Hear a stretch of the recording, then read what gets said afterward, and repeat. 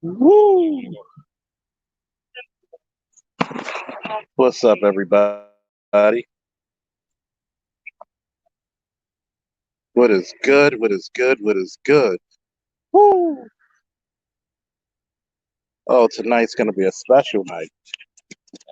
Tonight, I'm going to be intellectual, but I'm going to be on some old, good old fashioned Negro spiritual bullshit.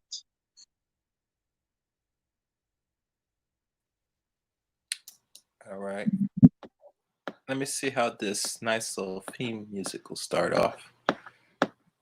Start some things. Get people, set and ready.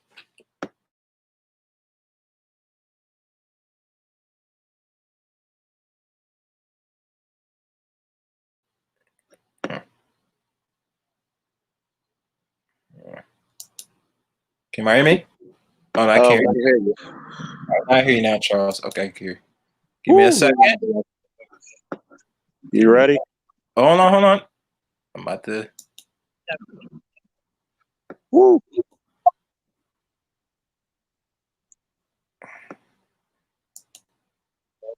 How's everybody doing in the chat so far? Why aren't you the landlord? Yes, you. Why aren't you the landlord? Every day you go come home from work and What's up? What's up? What's up? Everybody give a like. We up to 10 people in the guest room. Trust me. Like, share, subscribe. Don't forget to donate. I appreciate the cash apps. These cigars and these cognacs will not buy themselves. Okay. Let the music start. And I get this thing popping. Hit that smooth ass theme music. Woo!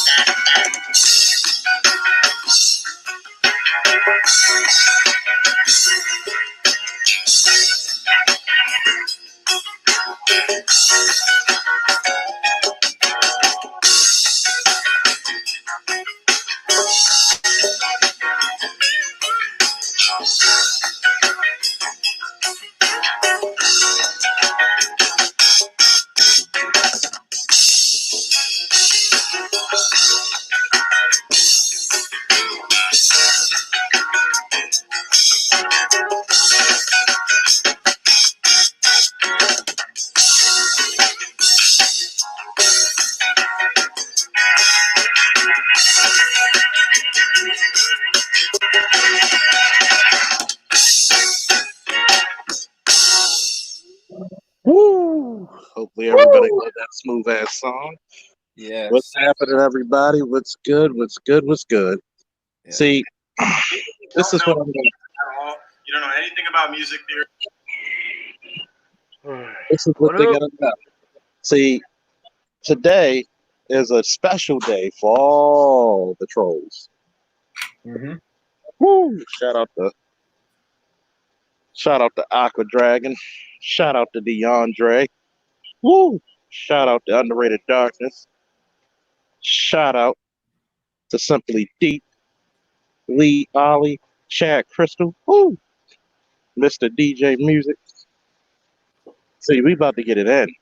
Like, share, subscribe, donate $1 to you in the damn Cash App, because today is gonna be a fucking classic.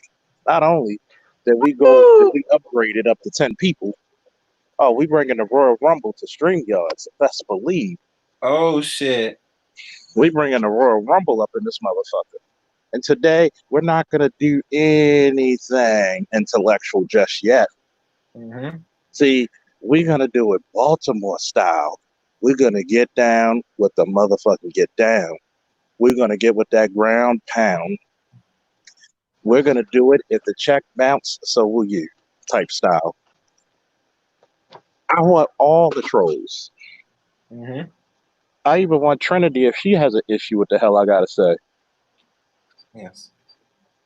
I've been nice the first few times, but then you want to call me biased. Then you want to start shit on my channel that you could have carried on your channel and told the guy, send him an email.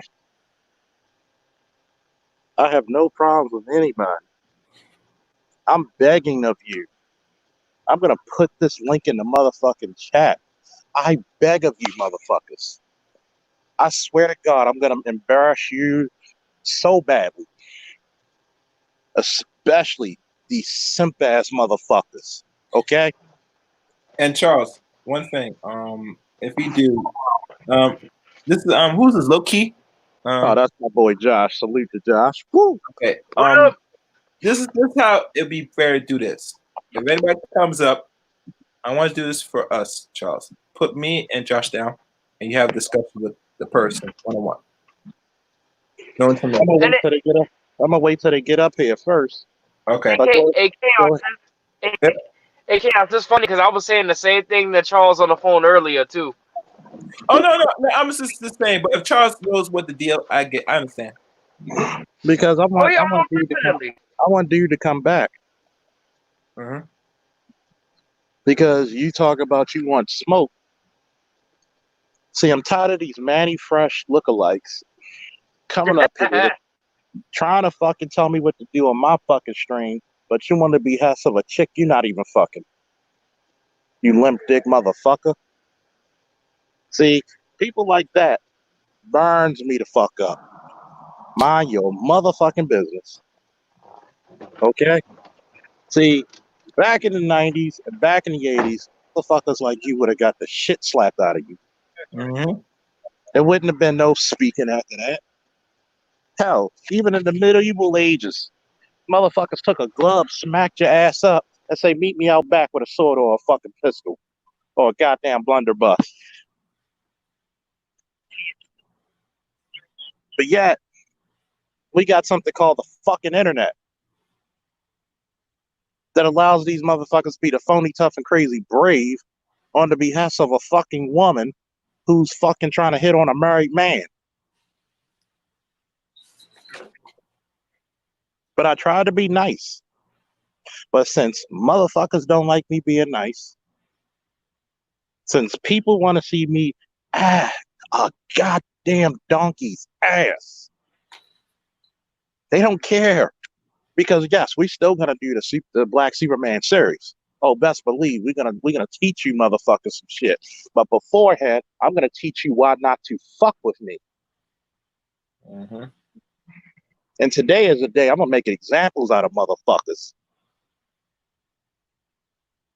Call me Betty motherfucking Crocker, and I'm pulling ass whoopers piping out of the oven. Because I don't know about a bunch of motherfuckers because I'm 38 years old. When I grew up, shut up or put up.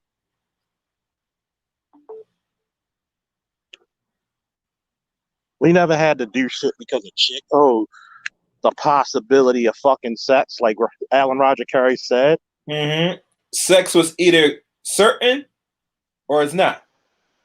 But yet, you got all these delusional motherfuckers, and it's not just the women. You got the women. We just heard on Kevin Samuels' podcast how motherfuckers leaving their husbands for petty shit and think they supposed to get a better husband. A motherfucker left a husband after he had chemo and shit with cancer. Oh, he was acting differently. Wouldn't you if you were fighting cancer? Well, of course the nigga gonna act different. He had chemo. No, but it's worse, bro. She's not the first and not the last. I remember one particular YouTuber shared another video of a young chick that just had a child, and she uppercut on another woman's channel saying how I could live and get another man. And so, what about, is your man dead? No, my man's about to be sick and he might die. So you try already find on to the next one ready. So That's that's that stupid shit right there. You telling me that you got motherfuckers, and I want Dre, I want the usual suspects to come on board. Because if I see a motherfucker in there, I just want to see what the fuck they're gonna say. Mm-hmm. I just want to see it. Like, share, and subscribe this shit because today is what y'all waited for. Yeah. Y'all don't want the intellectual man. Y'all want the ignorant shit, don't you? No. They want the God of War, bro. They want the motherfucking God of War. That's what they want. Yep. They want me to clown a motherfucker who hasn't had a shape up since God made water into wine. God damn.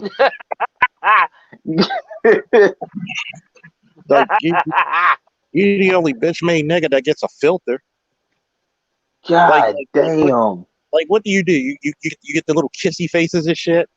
I want all the smoke today. Tell Cerulean to come up. Cerulean got his own goddamn channel. You fucking idiot. Y'all niggas. I can believe that bullshit. I had listened to the last episode back early when I was at work. I was like, no, this nigga did not say that bullshit. See, this is the problem with motherfuckers like this. You come on here asking for people knowing they're not around. Mm-hmm. You know what we call that? In Baltimore, we call you a bitch. Yeah. Bitch ass and bitch made. But here's the problem. I'm calling you out. No. Get up here, Trinity.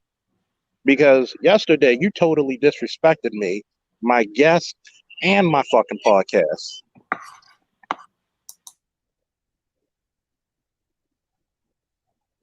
And then you didn't even fucking apologize with the bullshit. It's one thing if you accuse somebody, but you don't let them speak. I don't care about all that. Y'all could have took that over your channel or his channel. But then you totally, for 30 straight minutes, got off the fucking subject. Got off totally. Didn't apologize, didn't say shit. And then this jackass that's obsessed with you, I don't know if you gassed him up like a 72 pacer. I don't know if he's just crazy. Is calling out for Cerulean to fight you over Cerulean.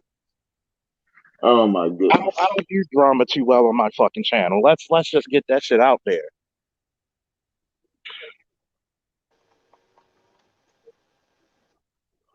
Yeah, but here's the thing, right? When the man says no, because I've been on those channels with him, and he says, no. And it's not even flirting. I mean, when you made actual YouTube videos about Cerulean and saving your ovaries for him, that's wrong. That's not even flirting. You may not have a problem with me, but what is that other motherfucker, Manny Fresh, doing trying to talk about some goddamn Cerulean, and he want all the smoke on my channel? I only block him for 5 minutes, so the motherfucker hears me.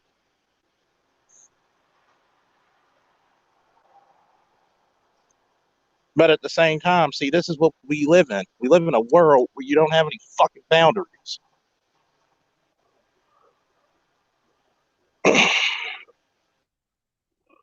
You live in a world where motherfuckers think they can say shit and not be checked on it. Exactly. And then they get mad at you for checking them. Like what? No. We're not even going to talk about the cerulean shit. We're going to talk about the last time when I asked motherfuckers to be cordial. If they have a discussion, let the other person speak. Then you're going to try me and challenge my motherfucking name and say that I'm being biased? When the fuck was I biased?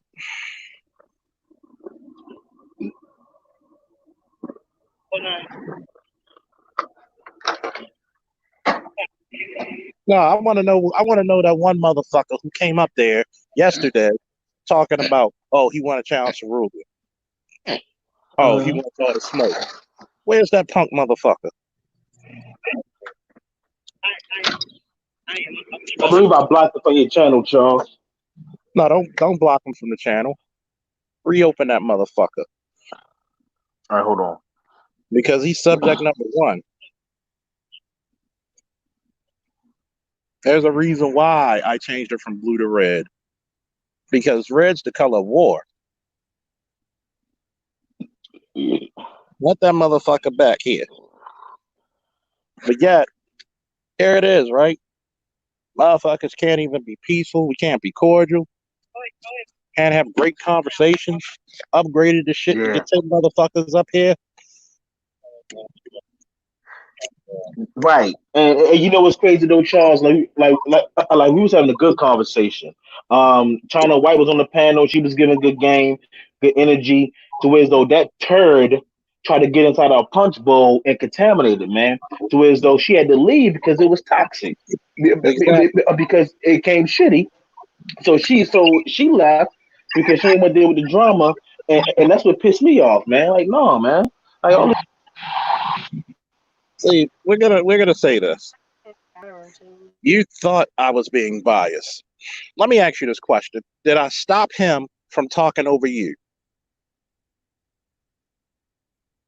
And then you still didn't apologize yet. So if I stopped him from talking over you, don't you think I'm gonna do the same to you? Which is the opposite of being biased? Fact.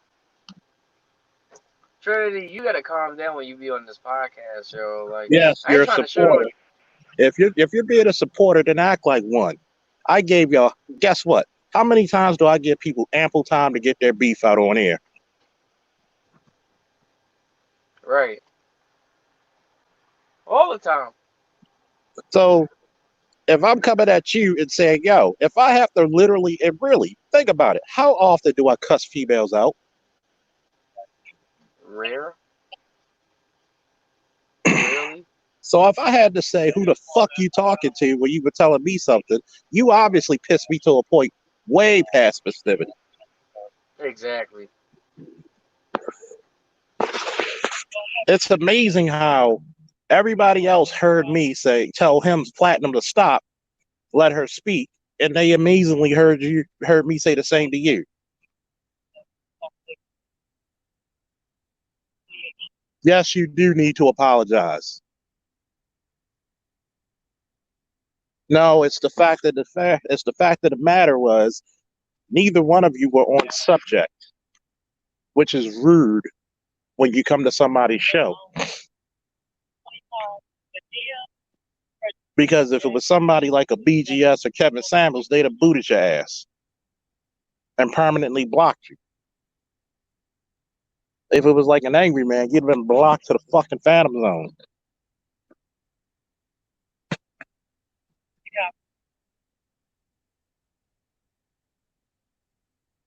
But yet, I don't come on people's shows speaking off subject.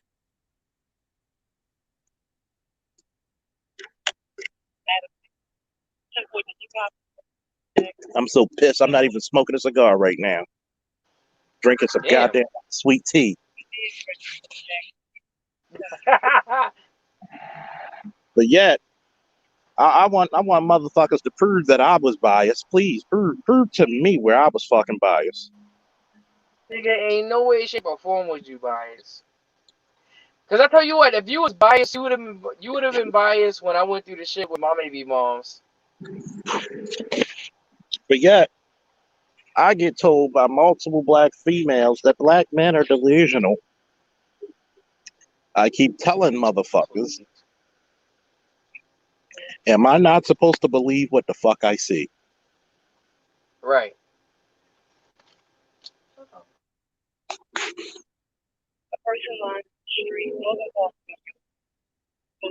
No, trust me, I hold my nuts over my head, like fucking cannonballs.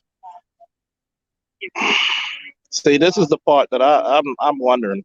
I want Homeboy to come back since he got some mana in his fucking system, and that's that Atlanta slang.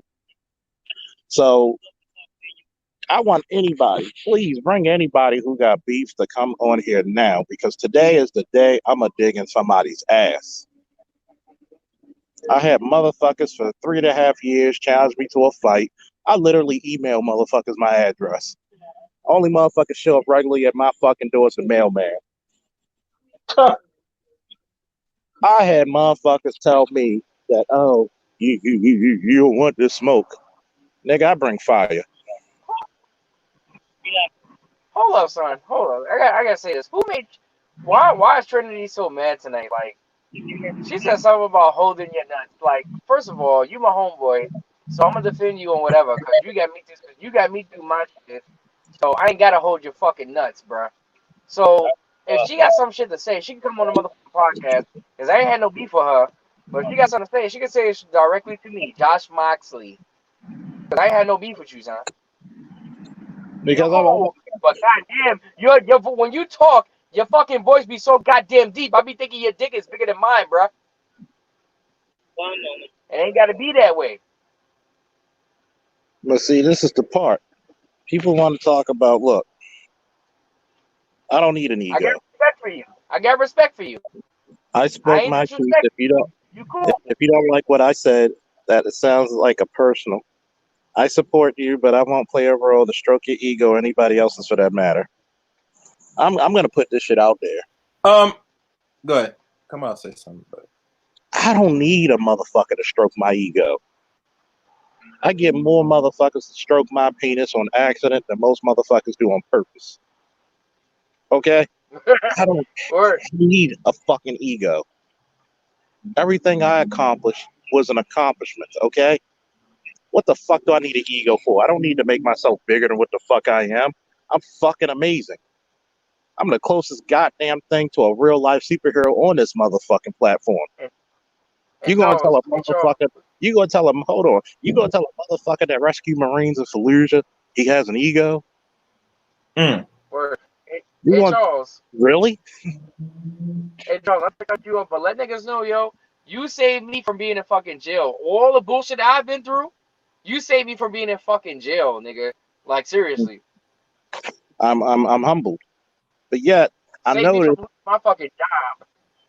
Oh yeah, because hell, that's what brothers do.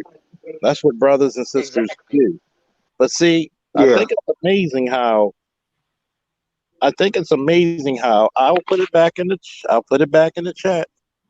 Mm-hmm. And I'm like, what? Okay. Charles? Yep. Go ahead. This is my thing. We all know what the title is. Why don't you communicate in the chat room? I mean, I don't want to be sitting and reading chats right now. You know what I'm saying? To be fair, bro. Who's in the chat room? No, the people that sitting there, because you're conversing with people that's on here. They say you want to come up, have the discussion. They're typing. The link is in the chat room. You come up and talk. It's not going to be an argument. No, we're going to have a discussion. So come on up. It's a discussion. And matter of fact, we make it fair. This is only going one discussion because it's Mr. Charles Popular Jr.'s panel. So let y'all know.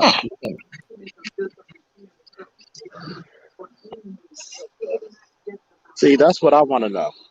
I want to have a discussion. Because I don't go to anybody's fucking panel starting shit. Right. Even when motherfuckers talked about the whole Grinch shit. Nah, first of all, Grinch came for me instead of going for fucking Cerulean. Yeah, I'll say it. But yet, when this motherfucker want to talk about he's a better man than me, I'm like, since when? I piss more greatness than most motherfuckers accomplish. God damn. See, my son lives with me. He doesn't live with his grandparents. Facts. I don't even with the Grinch shit, I don't even shit on him because he's an afterthought to me in my mind. Mm-hmm. But then I get these new fucking trolls. I get these new fucking trolls coming at me asking about fucking Cerulean when y'all know he got a fucking channel and an email address. Hell, I even got to give Grinch credit. He doesn't bother me anymore, and I don't fucking bother him. Mm-hmm. At least we got it like that. Right. To explain saving Marines, I was part of a tactical team in Iraq where we had to go save a Marine tank crew, tow the actual damaged tank with another tank, and protect the Marines and back them up when they were pinned down.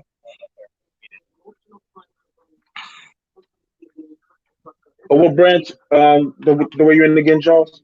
I was in the Army. Okay. I'm not somebody who needs an ego. I may joke about styling and profiling. Actually, I don't joke about style profiling because I have styles and motherfucking profiles. But the point is, you started this by saying my name, Charles. I don't bring drama. How the hell did I start this shit when you were arguing with fucking Platinum Elite on my channel, all fucking subject? Mm-hmm.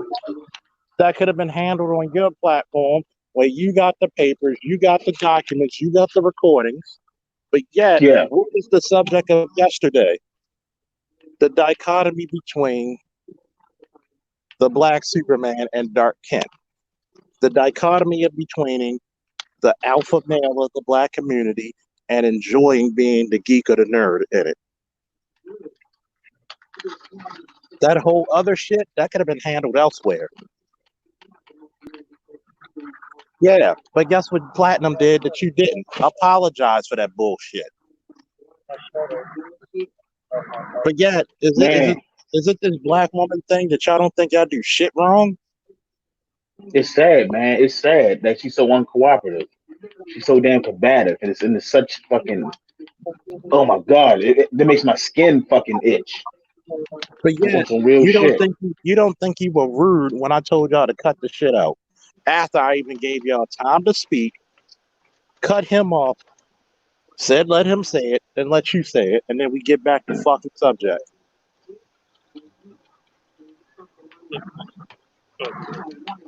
And please don't tell me that's not how it happened, because I have a vivid fucking memory. And we also have the tapes to prove it. Then you had the audacity to tell me, no, you're going to let me speak. Yelling at me like I'm somebody's child.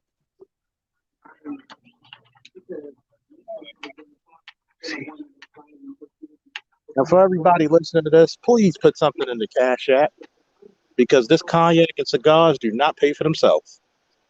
And now that I'm subscribing, if you want content like this, guess what? Support your goddamn interest, because $25 or $45 a month for screen guards doesn't pay for itself.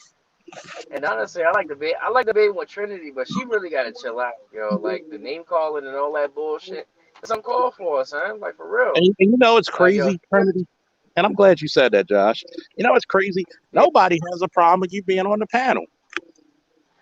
I mean, for me, I personally think that she's cool. I think that she just needs to calm down and fall back on the name calling and shit. Like for me, I know I'm an ignorant nigga, and with her, I didn't take it there the other day when me and her got into it because out of respect and shit. But you know what I'm saying? Like it's not necessary to take it there. It's not necessary.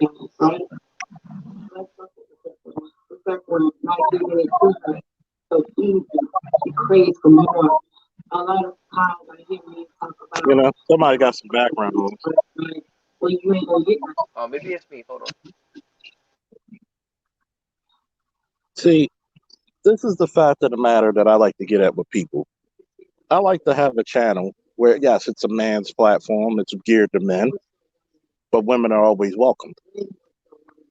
I don't get pleasure out of shitting on black women. Contrary to popular belief, actually, I like to salute the black women that are doing their things, that are being ladylike. But I will not be afraid to check a motherfucker. Right. See, motherfuckers get away with a lot of shit, man. With too much shit, and they get comfortable with doing some slick shit. You know what I mean? Fuck that. Yeah, just like the Fuck jackass that. come up here last night. Oh, That Manny, shit. not so fresh ass looking motherfucker. That shit was funny as shit. Motherfucker look like the black Mr. Belvedere and shit. Gonna talk about he want to fight. Nigga, the only thing you fighting is hypertension and diabetes. God damn. God damn. Shit. And I'm still pissed about that shit. Yeah. Here's my boy Chad. Woo! What's up, Chad? Hey, what's up, brother? Man, the original white boy Slim here. Oh, Chad's in here. What's up, Chad? What's up, brother? What's up? My thing is this: like, usually I don't say shit, but if I could say something, man, Go all ahead. I'm gonna say, my thing is this: if you don't want your name brought up, then leave the drama at the fucking doorstep. You know, I mean, it's like you gotta, you give people the chance, to be on your thing, and it's disrespectful, to act like that, man. Yeah. But then I look like everybody looks at me like I'm wrong for getting upset about the shit. No, of course not. But first of all, if this was any other YouTube thing, they'd be kicked off, they'd be blocked, they'd be all the above. At least you give a chance, for them to come back and talk and all this other shit. I'm just surprised because it's like, look, I'm not even asking much for a goddamn apology. Even that's too expensive for motherfuckers to do, Charles. You know? Because I try to fight back being on some old nigga shit. Okay. No, your voice was respected. Your voice wasn't respected Trinity, because you didn't show no respect, man. Trinity, come on, get your ass up here, man. Because now you're talking some old Billy Badass boo shit. And I don't understand why won't she come up? Why won't she come up and talk? I don't understand. What's with the keyboard No, don't warrior fall back. thing? Don't fall back because I'll put everybody in the waiting room and it'll just be me and you. Matter of fact, Charles, Right. maybe you should. No. Wait till she get up here. Then I'll put everybody in the waiting room. That's what I was telling Charles. Charles needs to pull one of them Tommy Sotomayor's moves and shit and do a one-on-one with her.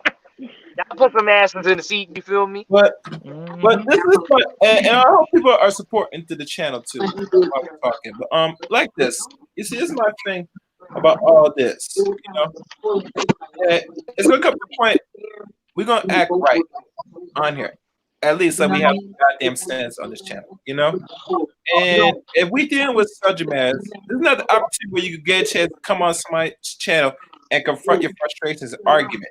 You know what I'm saying? This is not the place. You get me? On the average. Absolutely. And I don't want people to they're gonna take advantage because we have people start coming on channel Charles channel rate that's starting to slowly grow because he's doing these live streams that people that have never come here before to give their 2 cents on it. Does give you the start sitting there and say, "Oh, I remember this." Okay, you remember this, but why was you going and confront this person? I think it's a cowardly move if you tried it and it was not effective. So how did she just say after all of that, I'll fall back? How did she say that after all that shit? I'll fall back. Why fall back? fall up? Why don't you step up? Because I'm giving you the opportunity to say your piece. I'll even be quiet. Charles, before you continue, I'm sorry, Underrated Darkness. Thank you for your support of the channel. I apologize. I just got remember I will text that. I apologize. Thank you. Woo. And make sure y'all support the channel. Support me and Charles. You know what I'm saying? I'll put my thing again. But like I said, now that you see he's putting more people on here, that guy's got at least could do is contribute to the channel. Respectfully. Right. Respect the channel, man, because a lot of people get put on with this place. Don't get me wrong, Trinity. I actually think you're cool. I may not agree with everything you do. Yo, I oh think God, you're cool. Hey Trinity, who eating your Cheerios? Like, come on, yo, nobody's shitting on you right now, huh? Like, you talking about ego trip and submissive and all that shit. Nobody eating your Cheerios. Just come in the chat and voice your opinion. Say what you gotta say, son. Like, for real. See, let me explain this, right? Eyes don't need anybody's to stroke my goddamn ego. I'm not, yeah, bro. And let me say this. I don't have to stroke your ego because on God, my nigga. Like, you've been the realest motherfucker I've ever met because you got me through dark times. So that's not stroking your ego. That's saying facts. It's a difference, my nigga. You feel me? See, people think that Charles Faulkner isn't the same way in real life. Bullshit. I'm actually censoring my motherfucking self a little bit on YouTube. Because like I said, I grew up in a time where people got slapped for shit less. See, this is the difference between men and women. See, men walk around with constant fear, believe it or not. Yep. Because we know if I disrespect a guy, that could be the end of my life or his life, or both. But women go through this whole system of being abrasive like sandpaper, thinking they can say or do whatever they want to people without any repercussions. Right. And then when they meet that motherfucker who's willing to give them repercussions, oh my God, they're all surprised and shit. Yeah. They're surprised and oh my God, this man is a beast. Oh my God. But y'all motherfuckers want equality. Just say you want to have the power and authority of men without the accountability and responsibility of men. Just say it. There it is. Right. Just say it. Right. I'm glad you do support the Great Faulkner Initiative. But guess what? You still owe the Faulkner man an apology for that bullshit yesterday. And then whoever the fuck you brung on that motherfucker.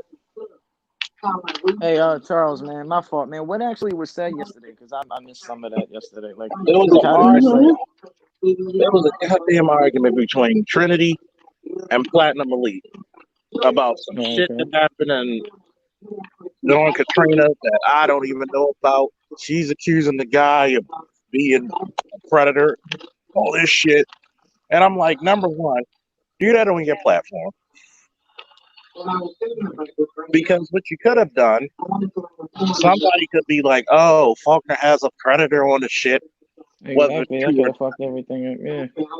And they can fuck my channel up.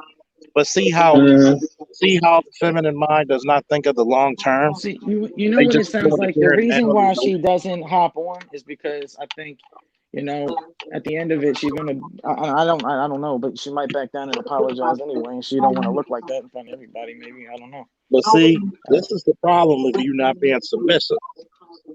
But you not being submissive and feminine is not treating you right. Okay, you not being submissive and feminine, I'm gonna treat you like one of the dudes. Exactly. Mm-hmm. And I'm gonna come for your goddamn neck. But that's what y'all want. Y'all want fucking equality.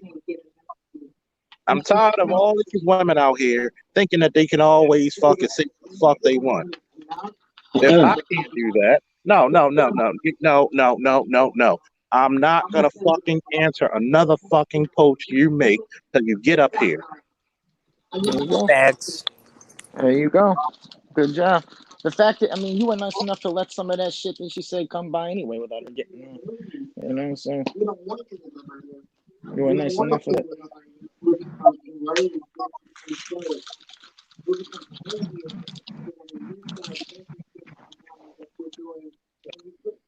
Tired of this shit. I'm tired. I'm Tired, tired too. And motherfucking tired.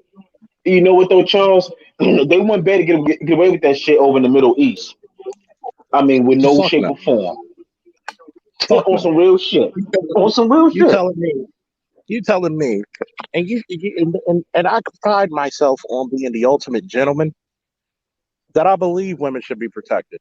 I believe children should be protected. I believe the elderly should be protected. I believe men who want an honest work and living should be given a fair shot. Yeah. But I'll be damned if I'm gonna take somebody's disrespect. You're my other Baltimore. Hey, what's good, Dre? What's good, guys? What's going on? Yeah, I got to introduce Josh and I'm Chad and Dre. Me and Dre go back 20-something years. We actually wrestled at the championship finals at a tournament. We go What's back up, some Dre? days. Nice to meet you. Yeah, what's up? What's going on? Yeah. Josh, go ahead, Dre. I'm not gonna talk about something, man. If you don't mind, can I interject real quick? Go ahead. And brothers on the panel, what we have here is I have this thing that do you know what's worse than an addiction? A person that's addicted to something? Oh, what's that? Right? People that enable the addiction. Right? Okay. And what I'm starting to see is that we have people in these spaces that are addicted to bathwater. Right? Bathwater drinkers. Right? You know what a bathwater drinker is? What's that? The bathwater drinker is a person that's not even in the friend zone. It's it's not in the friend So zone. the bathwater drinkers is like somebody on the outside looking in, basically. They want it so bad. They want to do anything they can to at least get into the friend zone. See, the friend zone, you might get some sympathy pussy. But the bathwater drinker only gets to drink the bathwater. Right? Right? Like you know what I mean? Like the movie Forrest Gump. Right? That's a perfect example of the bathwater drinker, right? Now he moved up to friend zone, right? And he moved up to the thing that you lean on at the end of the day, right? She had nowhere else to go. There's nothing else she could do. She had to lean on Forrest. And that pissed me off. I'm sorry, man. I didn't mean to cut you off, but that pissed me off at the end of that movie. But he was retarded. Right? So what does Forrest Gump and Bullets Gotti have in common? They're both retarded. Right? Yeah, Forrest was her safety net. Forrest was always the safety net, right? Yeah, that's the word for it. Now, guess what it took? Years of addiction and HIV for him to get Jenny. You know what I mean? Now remember, Forrest did all of these accomplishments, right? Yeah. Right? Forrest did all of this stuff.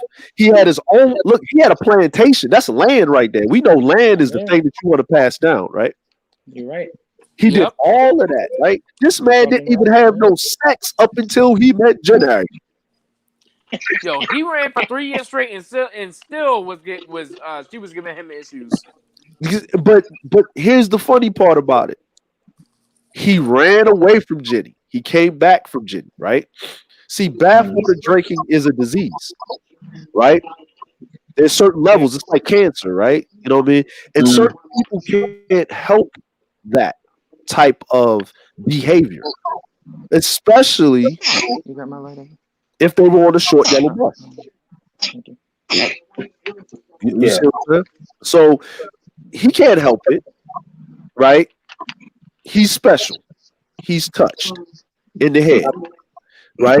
And actually giving him that attention is not going to do anything because that's what he wants. He wants the attention, right? Like you can't roast him. anything that you says mean nothing because he has. You know about people, that are like those special needs people. The Of ones course. That's what I said. He looked like a special needs Care Bear. yeah, Yo, god damn. that's what he was, man. But see, we gotta understand something, right? People only act a certain way when they are enabled to do so, right? Now, why when people say they believe in something, right? You don't argue belief, right? You never argue belief. Right? You can't debate belief because you can have all the evidence in the world, and if they believe in something, that's what they believe in. And I actually respect people that don't back off their position, right?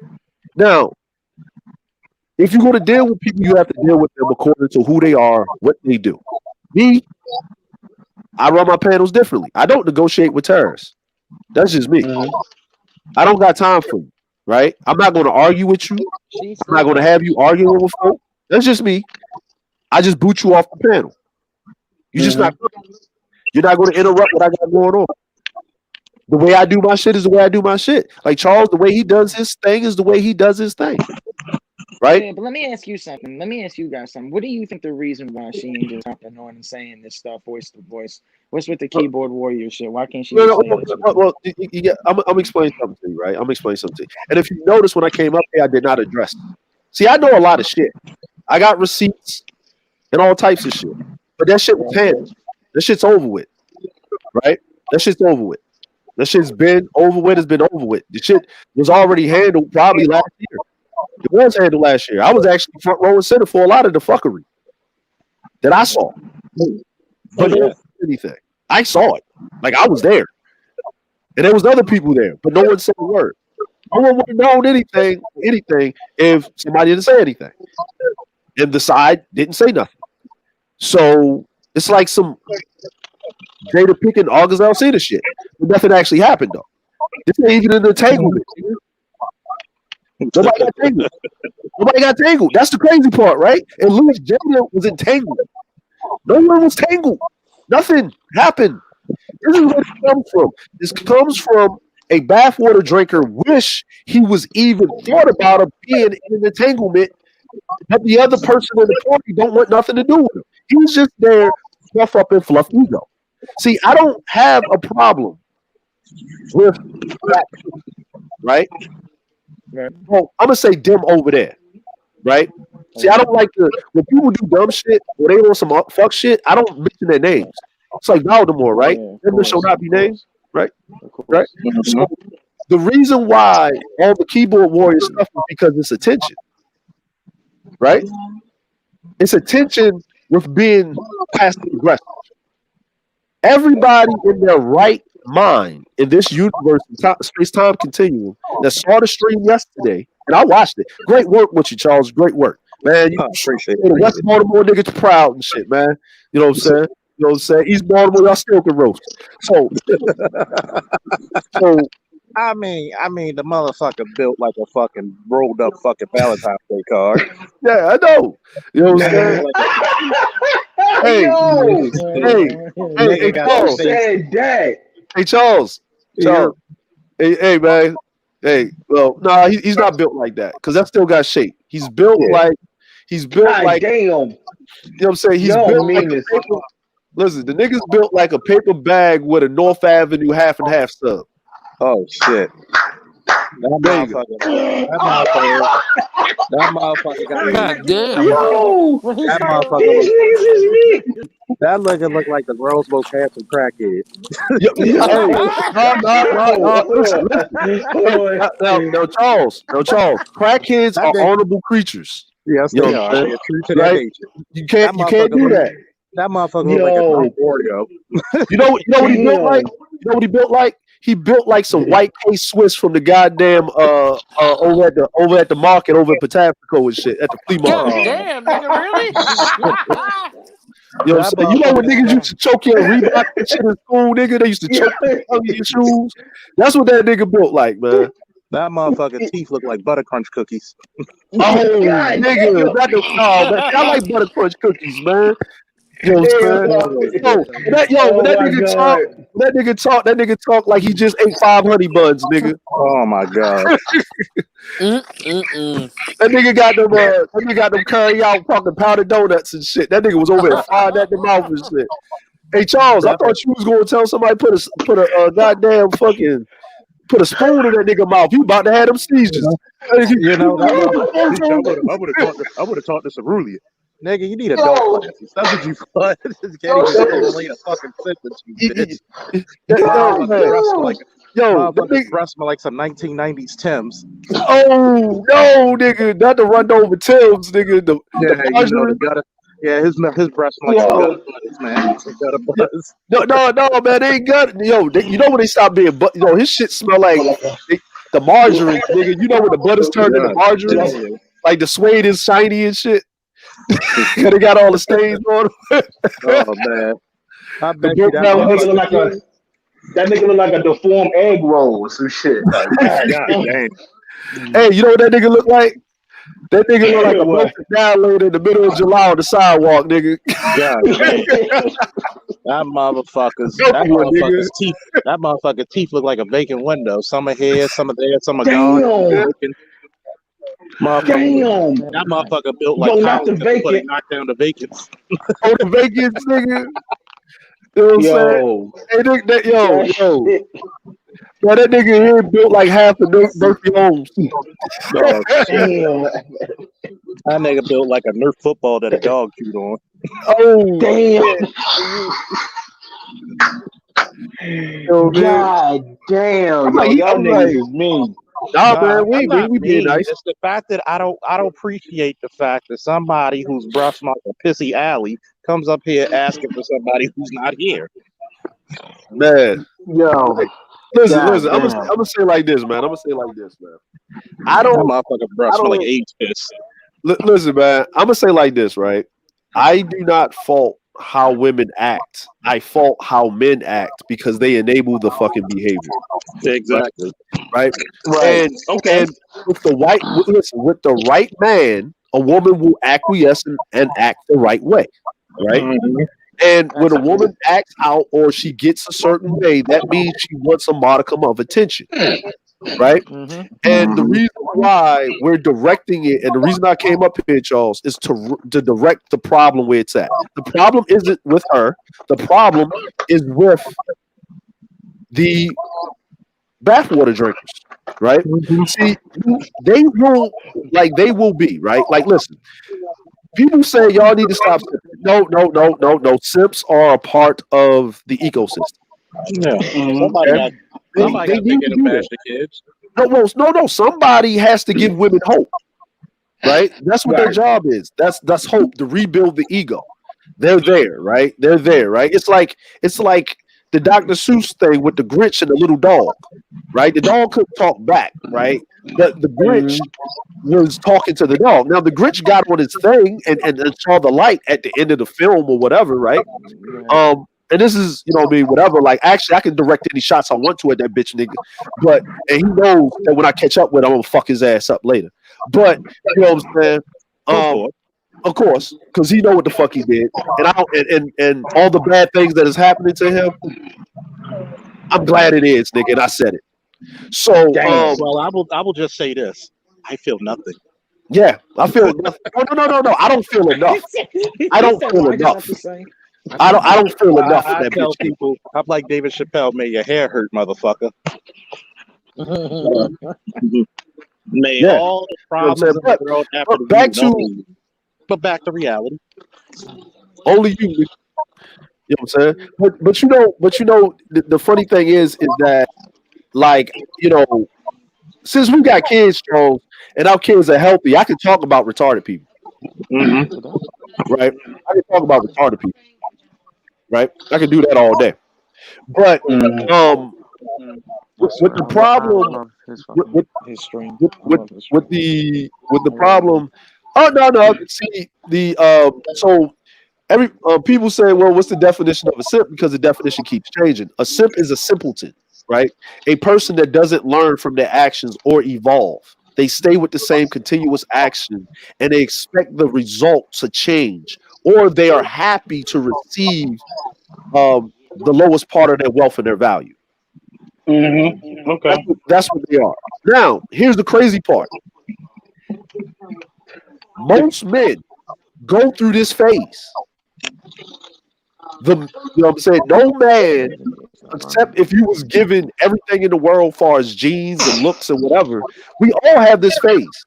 See, that's what these motherfuckers don't want to admit to, right? If we're gonna be real about this, we all have this phase. All men go through this phase. Just the ones that's up here complaining about women all the goddamn time, they just stayed in that motherfucking phase up until adulthood. Usually you're supposed to go through that phase when you're like a teenager. You know what I'm saying? And the thing, everybody has to do things differently. Like the way Charles would talk and approach a woman is totally different than the way I would do it, or the way Chad would do it, or the way Aqua would do it. It works for that. You know what I mean? It wasn't work for me. I can't come up there and put a smooth line on a chick and talk to her. You know what I'm saying? Mm-hmm. I come up to her and say, "How you doing? Let's have a conversation."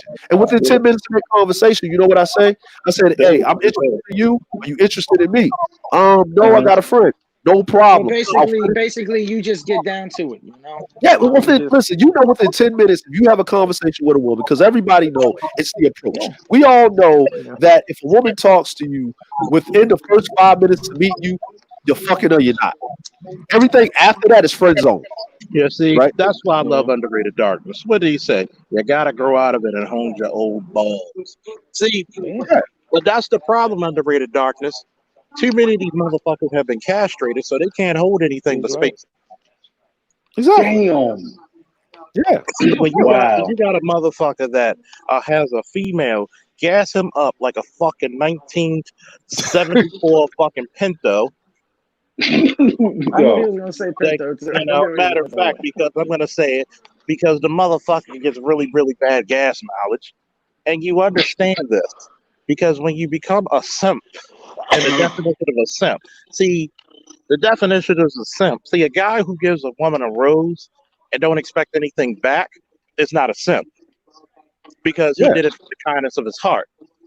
Okay. See, a guy who gives another guy who gives that same rose to a same female and expects something back is a simp. Well, I think somebody did write on there as I'm reading this as I'm talking, said, "What's your definition of a simp?"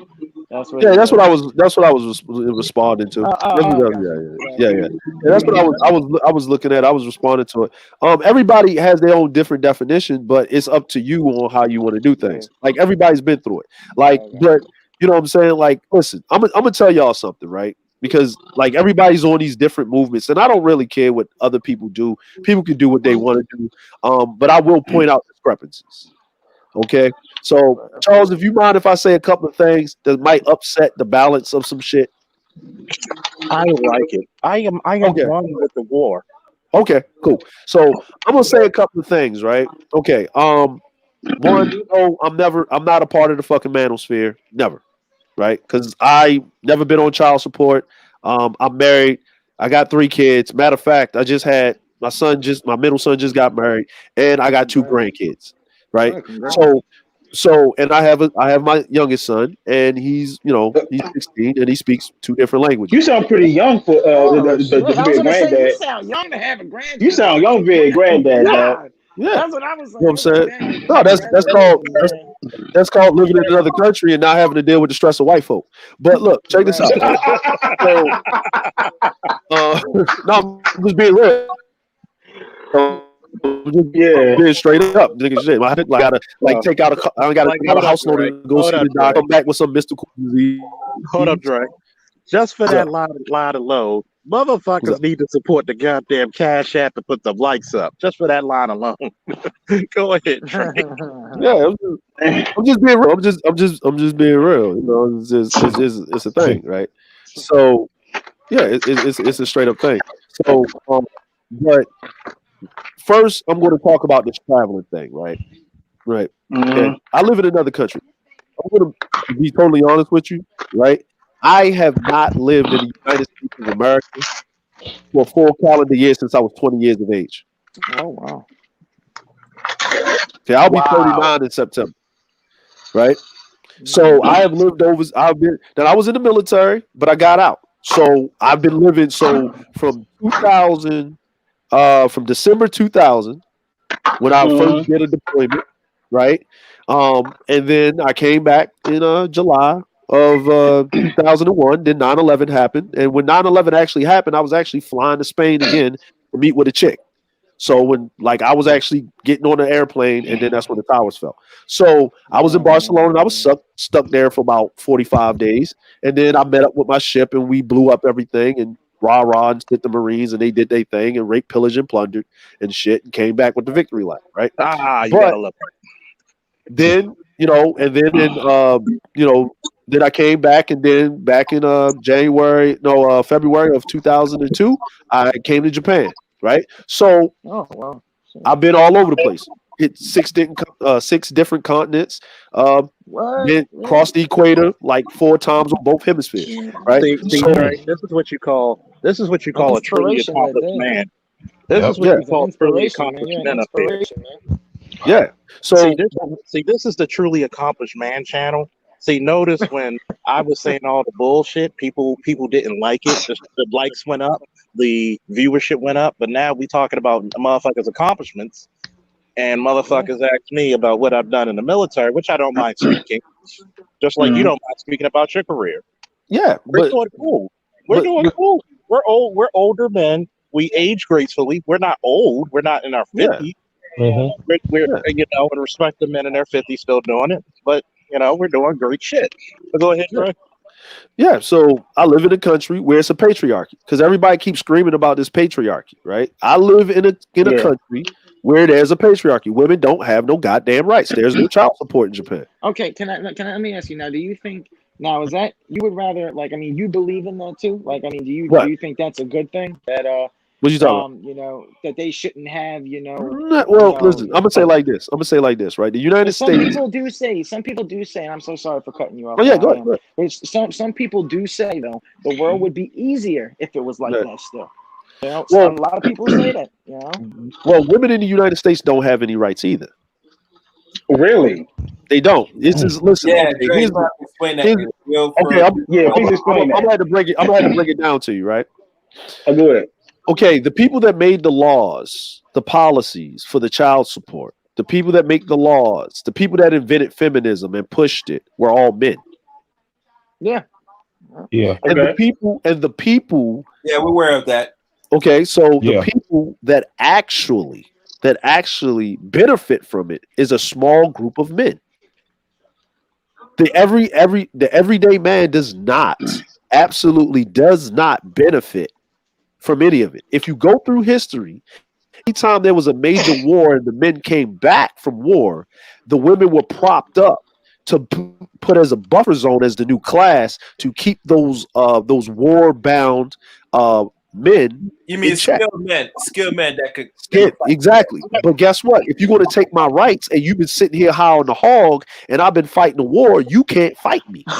Now, if you go back in time, most civil wars happen in a country, in all these other countries I'm talking about, right? Like you're talking about like Europe and China, whatever, after major wars where the soldiers come back and they're not given their just due. So they take up arms, right?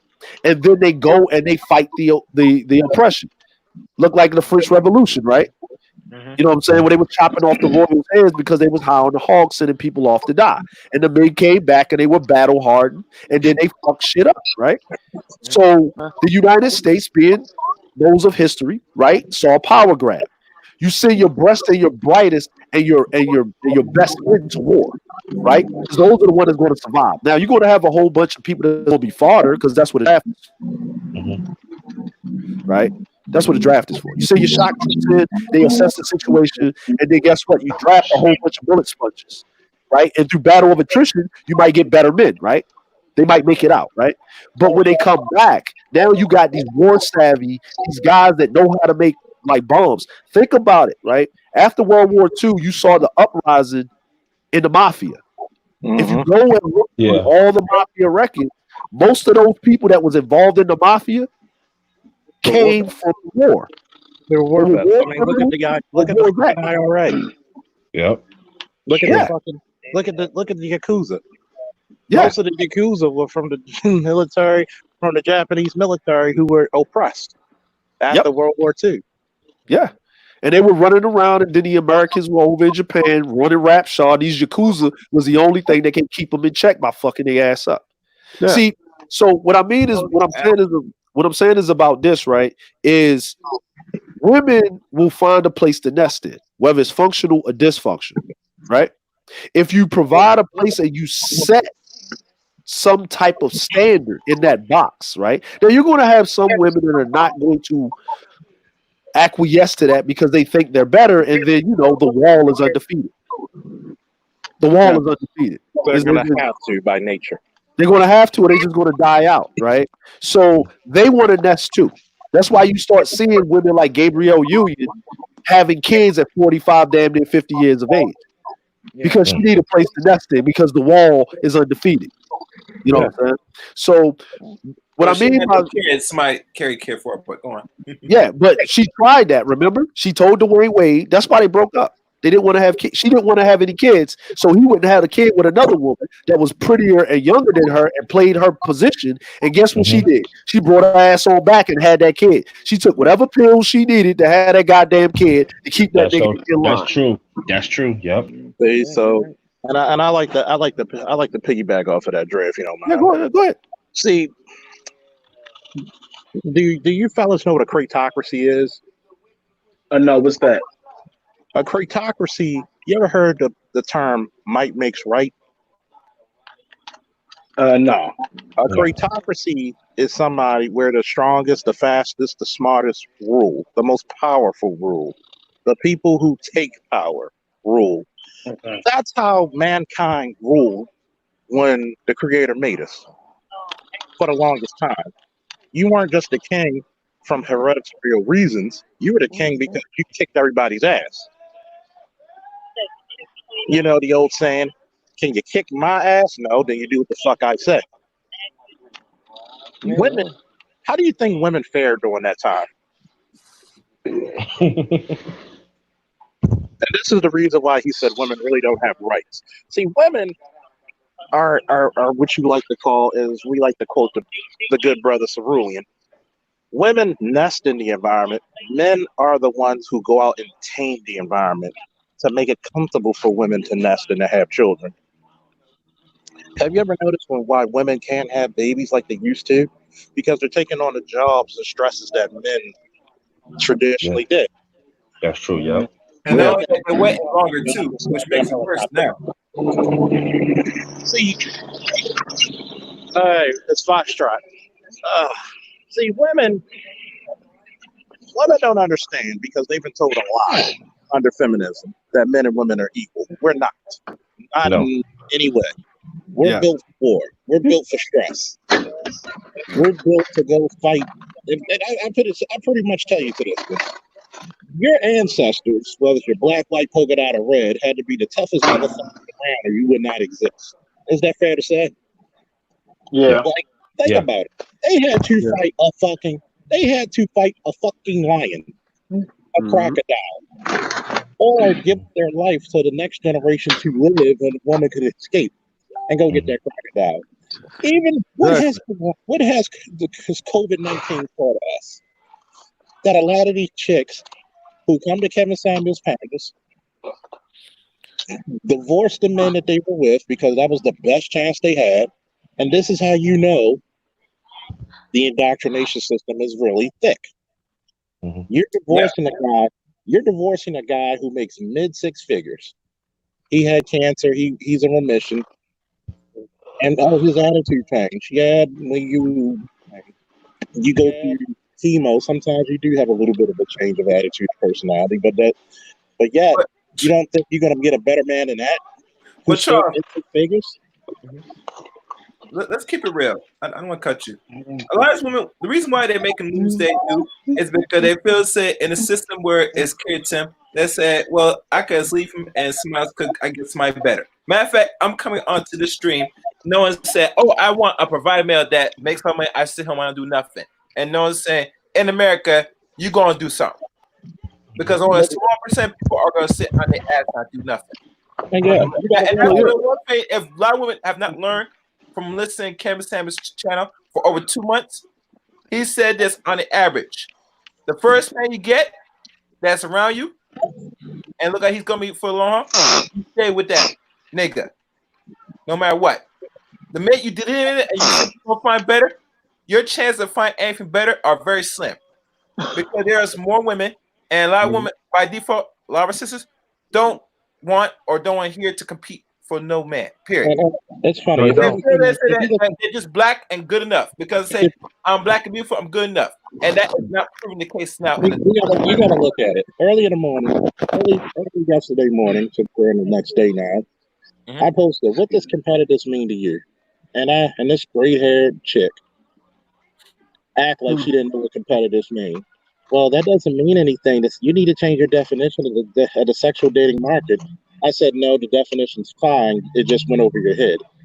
See, but you got to understand, she may work out and look nice for a gray-haired old blue-haired lady, but she's still a gray-haired blue-haired lady. And see, this is the point. And then notice what happened.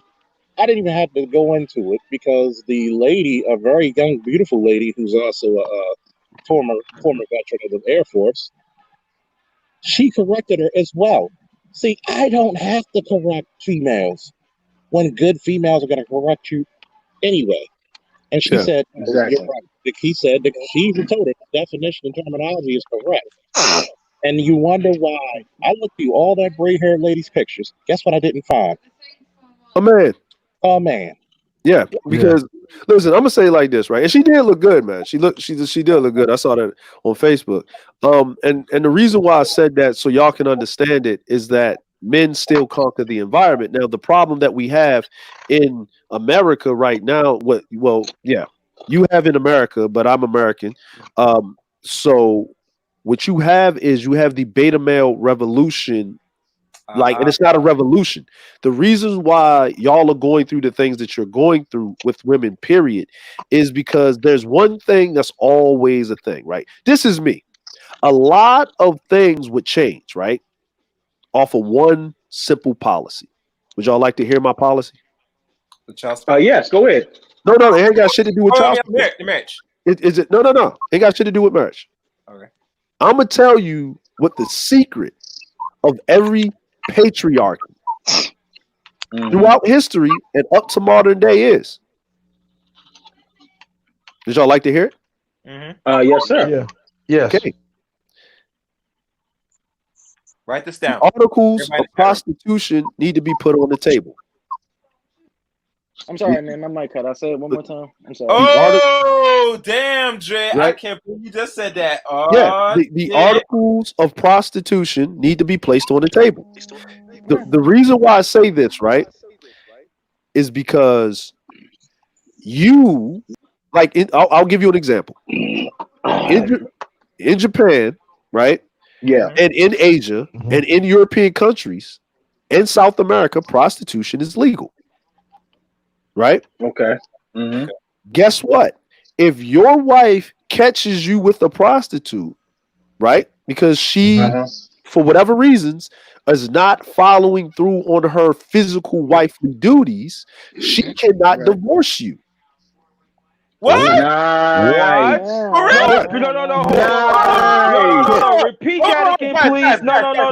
No. Repeat that again, please. Okay. Yeah, I want to hear nice. it. Okay. So Japanese man goes out, right? He works all day. They don't sleep together. After a woman in Japan has 2 kids, they do not sleep together. They're in separate rooms. This is a thing, right? That's a fact. She raises the kids. She does her thing. Now this is a patriarchy. Y'all want the patriarchy, so I'm gonna break down what is the key thing of the patriarchy, right? Yeah, but before y'all get all excited, I'm gonna tell you the other side of the coin because there's no pros without the cons, right? I'm gonna give y'all the pros, right? Right. I'm gonna give y'all the cons, right? So then what happens is that he goes out. He goes out for a company meeting, right? The boss then takes him out. They go drinking. They go to a place, right? These are called buy me a drink bars, but they're called kabas. You pay $30, or if it's a high end, you pay $80 for 1 hour to be in there. But you buy a chick a drink to talk to the chick. Then you pay, and she leaves with you. And then if y'all fuck, right? You go back, you put it in your little phone, and then that's your little chick, right? Now, if your wife finds out about it, she cannot divorce you. You know why? Because that chick is doing a civic service. Her job is to be the professional side chick. She is not to fuck up your marriage. She is not to do anything else. Now, hold on. Doing her job then. Now, hold on. It goes both ways because the wife can do the same thing, and you can't leave her if she get a little side nigga too. But she cannot get pregnant, right? She cannot get pregnant, right? And if she does that, then you can cut her ass off. Now in Japan, when you leave with what you came with. So if you came with all the money and she didn't come in with shit, guess what happens? She leaves with nothing. That's why people don't get divorced. You come in with what you come in with. That's a true patriarch right there, bro. Now, if you are a homosexual and you marry a woman that has more money than you, then guess who's going to be set out on his ass? Oh yeah, well, no. Right. So it's a thing, right? Now, here's the next thing with that, right? When these women retire from the life of being hoes, or what age is that? You're old in Japan once you hit the age of like you shouldn't 35? Be. No. It's 27 basically. So you need to be They like them young. They like them young. 18 to actually that's 10 years. Yeah, you got that right. So you get out and then whatever, right? So now what happens is right now these people now they have single mothers and they have things, but they have a clip, right? So the disparity between the single parent is 50-50. So you will find a man being a single father like Charles Faulkner, and you will find a woman being a single mother. But guess who has a higher clip of getting remarried? The man with the child. A woman will come into a situation. So this is how it also works. If Charles has his child, right, which he has his child, the child is with Charles. Charles is a single parent. They don't have a single mother thing. It's called single parent. So guess what happens? Charles does not, unless he wants to, the child does not have communication with the mother if the child is with Charles. That gives Charles all right to be with whoever he wants to. So if a woman comes in, she is automatically mother to the child because she is filling the role of mother because she's in the household. Likewise, on the other end, if the woman has the kid, guess what? You're no longer the goddamn father because she is a single parent. She does not get child support. She then, if she remarries, that child takes the name of that man, and then guess what happens? Is she takes the name of that man, and that child is that man's child. Now, if that child still wants to have some type of thing with the father, the biological father, he can or she can when they get grown. Okay. Right? Okay. So they do that on purpose. So there is no separation here of you intervening in a household. That's how that works. Now, this is how the patriarchy works, right? Now, here's the other reason. Everybody like the pros. Now, here's the cons, right? Say you're at work and you do something fucked up and you incur a debt, right? And the company is not only going to fire you, but they're going to sue you for the money that you lost. Say you do something stupid. Guess what happens? You know what the man does? Because he's got a mortgage in his name. He walks in front of a bullet train and catches it with his face. You know why he does that? Because he is ultimately responsible. And then if they don't go after him, they'll go after his family, his wife's family, until they get the money. So what he does is he takes all the guilt on himself and he jumps in front of the train or commits a public suicide, which is an honorable death. And then the family doesn't have nothing on them. And then guess what?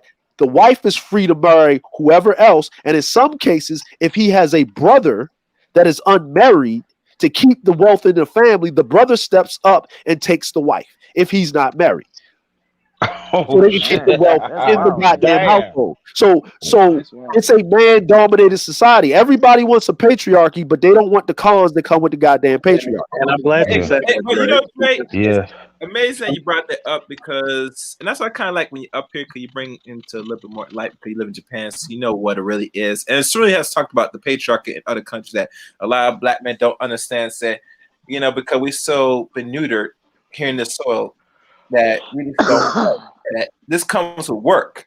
You know, so you can't have so you do everything as a man, and there's consequences. And that's one thing, you know, said to be in the actual patriarchy, you got to hold the burden of performance and responsibility. You can't put the fuck up in a patriarchy as a man. And see, that's the part that I love about a patriarchy. See, it's what we like to call in this sector to show your work. Mhm. You can talk a big game, but you got to show your motherfucking work. See, Yeah.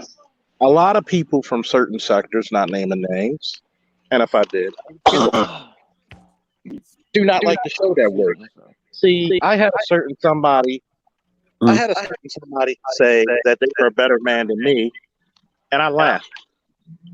You know why? Because you have yet to prove it. Show your work. Mhm.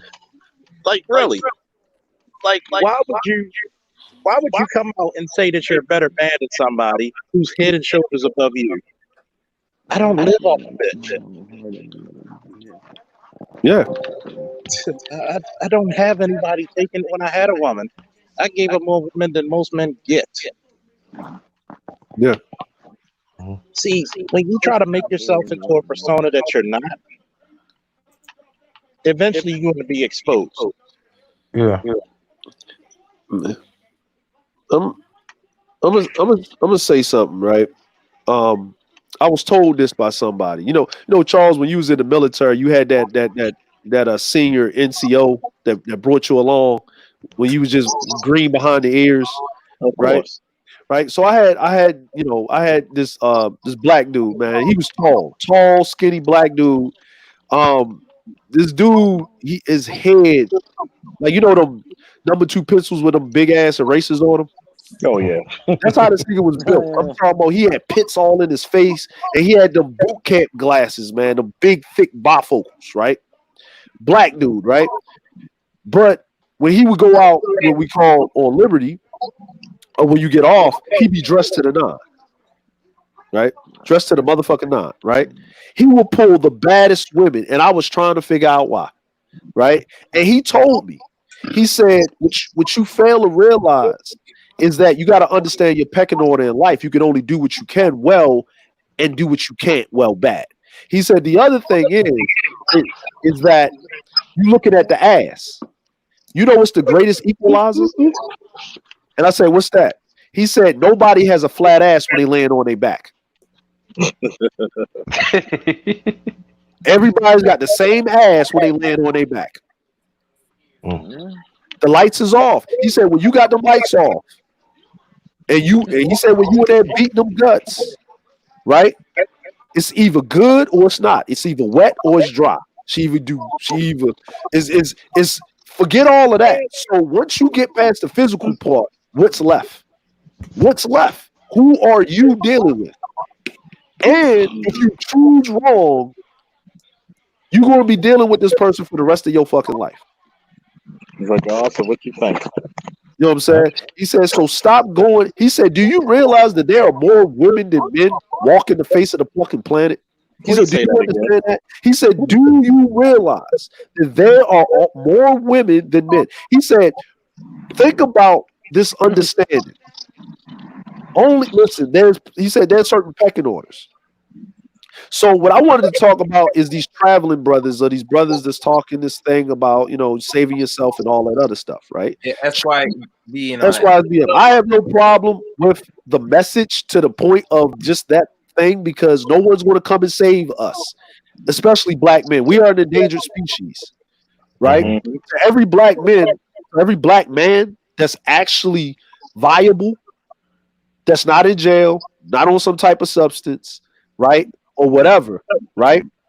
Every man does on that stuff. Yeah, but when they lay on their back, it's all even, right? So every man that's viable, there's almost a 2.5 to 3 to 1 ratio of black women to black men. Now, if you put the black man in the greatest in a bigger pool, you talk about a 6 to 1 ratio. 6 to 1, almost 7 to 1. Almost 7 to 1.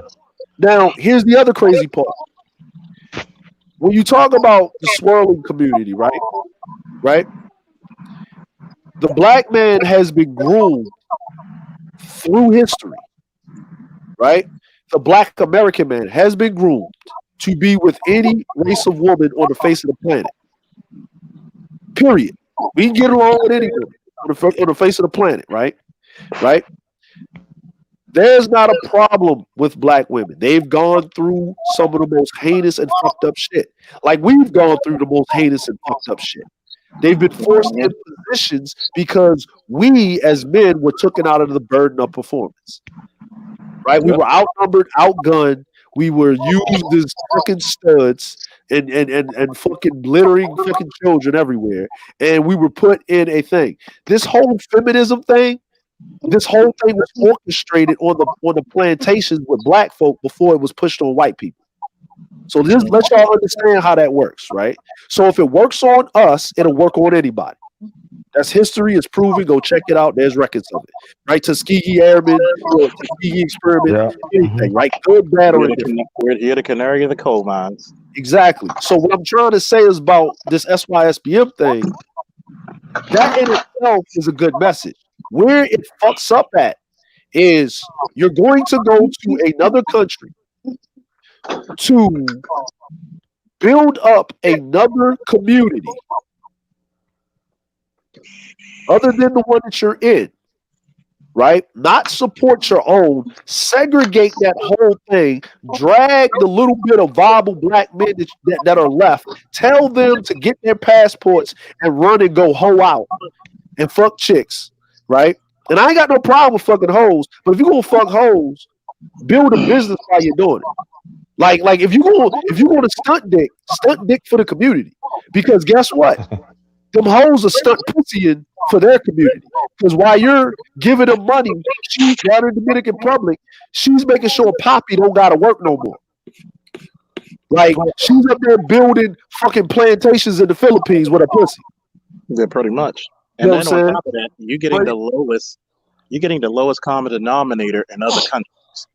Oh yeah. No, it's worse than that, Charles. See, a lot of these dudes, because they never gotten much play here in this country, that they feel say, you know, I'll go outside, but the only going outside for is the pussy, and you're paying for a low tier. Oh, you're not getting the best quality, because you're not building no business. You up there say, I just want to have fun, and also, yes, that's a childlike mentality. So we give you something for a childlike. We'll give you a little girl here to get a little fun. Just suck your money out and then send you back home where you're miserable, where you at. Yeah. I'm gonna say like this: when you're conducting business, you actually get top tier ass because the guy that you're doing business with wants to impress you. See, here's the thing: they don't never tell you this, right? You in these, because these third world countries are still patriarchal. Yep. Right? They go there because they got the feeling of being in charge, but what they don't understand is that you have to impress the men. See, if you come to the country and you're just sightseeing and then you're making connections with men, then you are on a level with them. You bring business, they will bring you business.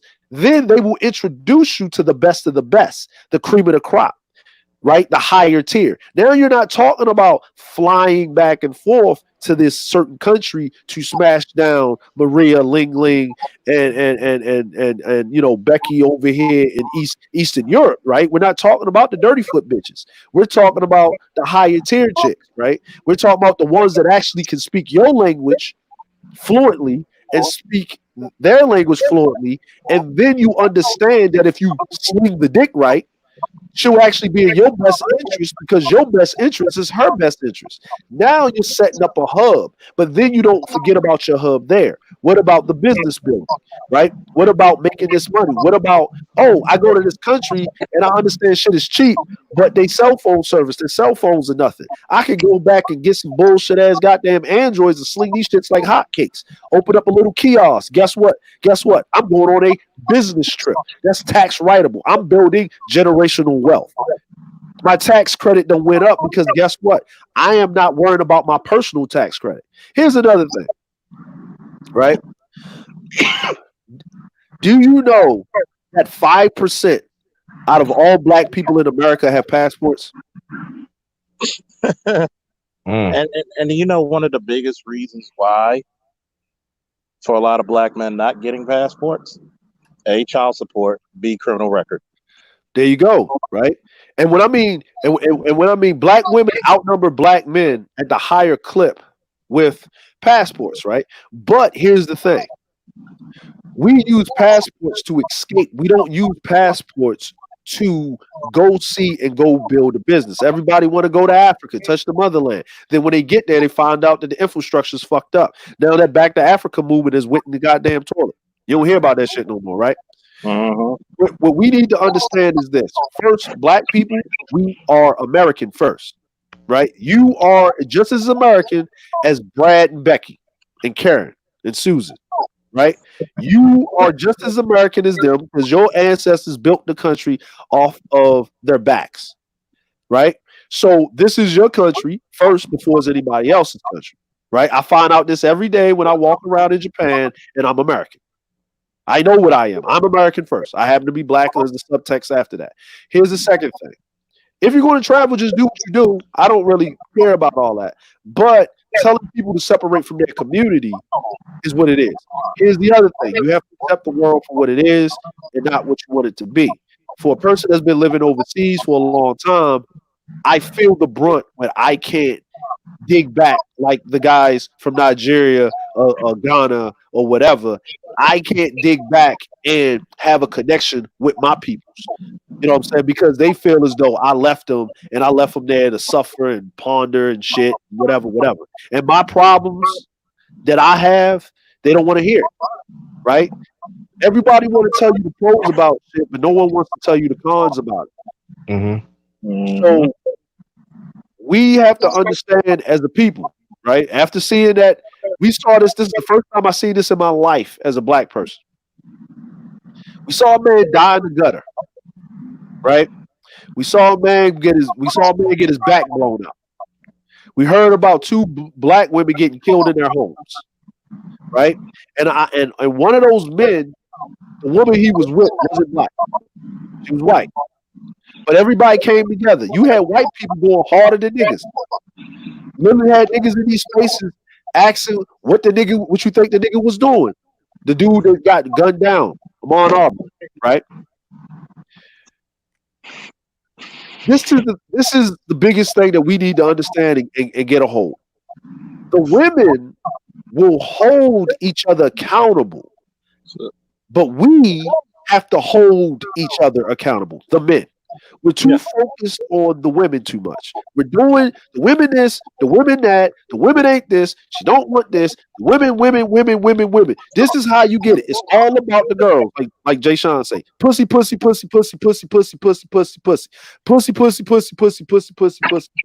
Guess what? Every time I look up, there's a woman mayor. There's a black woman that's a mayor. Do you know that there's a black woman in Asheville, North Carolina that got reparations? In Asheville, do you know the average house in Asheville, North Carolina is $1.5 million? That is a high influential neighborhood. She got them to pass a city legislation in Asheville, North Carolina, and on unanimous decision, 7-0, unanimously. And you know what Asheville, North Carolina was? That was slave Walmart. That's where you go pick up your slaves. It was the slave emporium. 2-for-1 slaves. Come get your slaves. That's where you would get it from. That's why I was so it's so. But we don't talk about that in these spaces. This is in the news, right? You know what I'm saying? We talking about the entanglement with Will Smith and shit. We talking about what they do in the back chats. What two consenting motherfucking adults do out of the outer spaces of YouTube, and even if it's on it, it's none of your motherfucking concern or your business. That's none of my business. I don't care. Long as it ain't affecting my people, long as it ain't affecting me, I don't give a flying fuck. I don't care if the motherfucker sending pussy pics, dick pics, motherfucking cash app in the hole, and she fucking fly out, get a back broke out, motherfucker standing up in a pussy. I don't care. I don't care. Let them do whatever they gonna do. Right? That's them. But the problem is, we as men, we need to get back on task. No matter how we believe in it. But you know what happened, Dre? Yeah. You know what happened, Dre? What's up? See, men lost their truest power, which was their focus and Yeah. perseverance. See, it's funny. Did you know at one time in the black community, it was 80 to 20. You seen 80 to 20%. You seen black men in politics compared to black women. Yep. Now it's completely reversed. Yeah. Yeah. How the fuck is it that you allow your women to outpace you? All you Because fathers out there, how many of you go out there and say to the school board, I want my sons to be in this parochial school. I want my sons to learn this. Because you know the women ain't going to do it. They're going to put all the programs in the hands of the girls. Mm-hmm. How do I know this? I'm a black father of a boy. of course. I like, even told the principal, why the fuck don't y'all separate the girls from the boys? Well, you know, parents wouldn't go for that. I said, bullshit. Man, what is Right. your highest level of education? shit, PhD. they still, So you know good and goddamn well that if you know boys do better when their classes together, especially with a male teacher in front of them. well, here's the thing, right? Well, and you're right. Now, let me ask you a question, right? Would you expect nothing less? You're going to push the person that you most have in common with. This is just nature. Like I said, I'm not angry at the women. I'm not upset at it. Actually, I don't even speak on a lot of what their issues are because that's none of my concern because I don't bleed for 7 days and die. I don't carry no kids, right? I'm a dude, right? And my job in the world is to conquer the environment. That's where my worth comes from. If I ain't providing shit, I ain't shit. You know why they say women, children, and the elderly. You never hear men after that, right? Because the men got to hold the line for them to get away. Because you're supposed to be taking care of your damn self and everybody else. Yeah, Right. you're supposed to hold the line and go. Yeah, See, this is the part. This is the part that I tell guys. Notice I don't preach hatred towards black women or disdain towards black women. I tell them learn their nature, and you got. When you learn the nature, you expect it. I'm looking at it like I talked to a female friend before I started the show. I said, "This is the biggest issue. You have a disdain for your men because you think of their men. You think they're interchangeable. See, a lot of y'all see. I understand why it happens. The indoctrination from mother to daughter, and then when you get to higher levels of education, is strong. When you actually put the value back into how you see your men, you won't have 40-year-old women with 2 or 3 kids saying, I'm trying to look for a high value man and get laughed at. Yeah. I'm like, you know what I'm saying? Like, why would I, if I had if I was worth 500,000 or $5 million, why would I get you after I had your best? Listen, Think about it. That don't make no sense, bro. You get me? It doesn't. It doesn't And make no I sense. tell them, and I tell men this. See, you're worried about the Pookie, the Ray Ray. Guess what? I fuck bitches who love thugs. I'm not a thug. I'm a warrior. Yeah. Okay. And you got Here's the my baddest chick. thing. You show pictures of that. You know what I'm saying? Here's my shit, man. Y'all worrying about pussy, but yeah, you don't have a pot for the pussy to piss in. You're worried about who's this motherfucker fucking, but your right hand got grooves in it. Hey man, You go inside your body. That right hand strong, man. When they see us right there, nigga, your fucking hand looks like the goddamn Terminators. So you got that. You got that thing when Quagmire was stuck in the house. He got that big ass right arm. Yeah, big ass right arm. Yeah, that's But yet, here's the problem. You want to control. See, I don't give a fuck how nasty, how revere, and how vile a female is. Every creature respects one thing: power, and number 2, those who are not afraid to wield it. Facts. When people disrespect me, before I got injured, and I go on the street, oh, fuck the police. Come here. And they start running. You know what I did? I showed power because you ran. Yep. I thought you said police. And I would stay on that corner for a fucking hour and kick everybody the fuck off that corner. And then guess what I will do? Like the guy, he wanted to show off. and I told him in front of his friends and 12 people surrounded me. I said, let's see here, man. I don't know who the fuck you talking to, but the next time you disrespect me, I'll take this fucking shit off and I'll beat your ass. And walk right off. And he was like, well, I was trying to apologize. See, no. I'm going to treat you like the man you are and the man you're trying to be, confronting me, the man that I am. Deep. So Real when deep. you actually fucking have power and not afraid to throw goddamn Thor's hammer or Shango's axe. See, the problem is motherfuckers want to show fancy, glittery shit to females and then wonder why they get taken for their jewels. Yep, exactly. Well, I'm gonna say this, Charles. And what you're saying is absolutely correct. And this is like, you know what I'm saying? This is why you know me, man. I've been ghost. Like I doing my own thing, but I've been ghost, right? Yeah. Because when I first came in these spaces, you know, I came on the Coliseum, right? That's when we ran into each other. Yeah.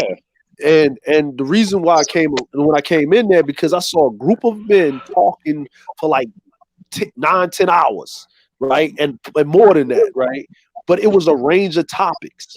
But then the next week, what's up, man? What's up, man? We disagreed last week. How you doing?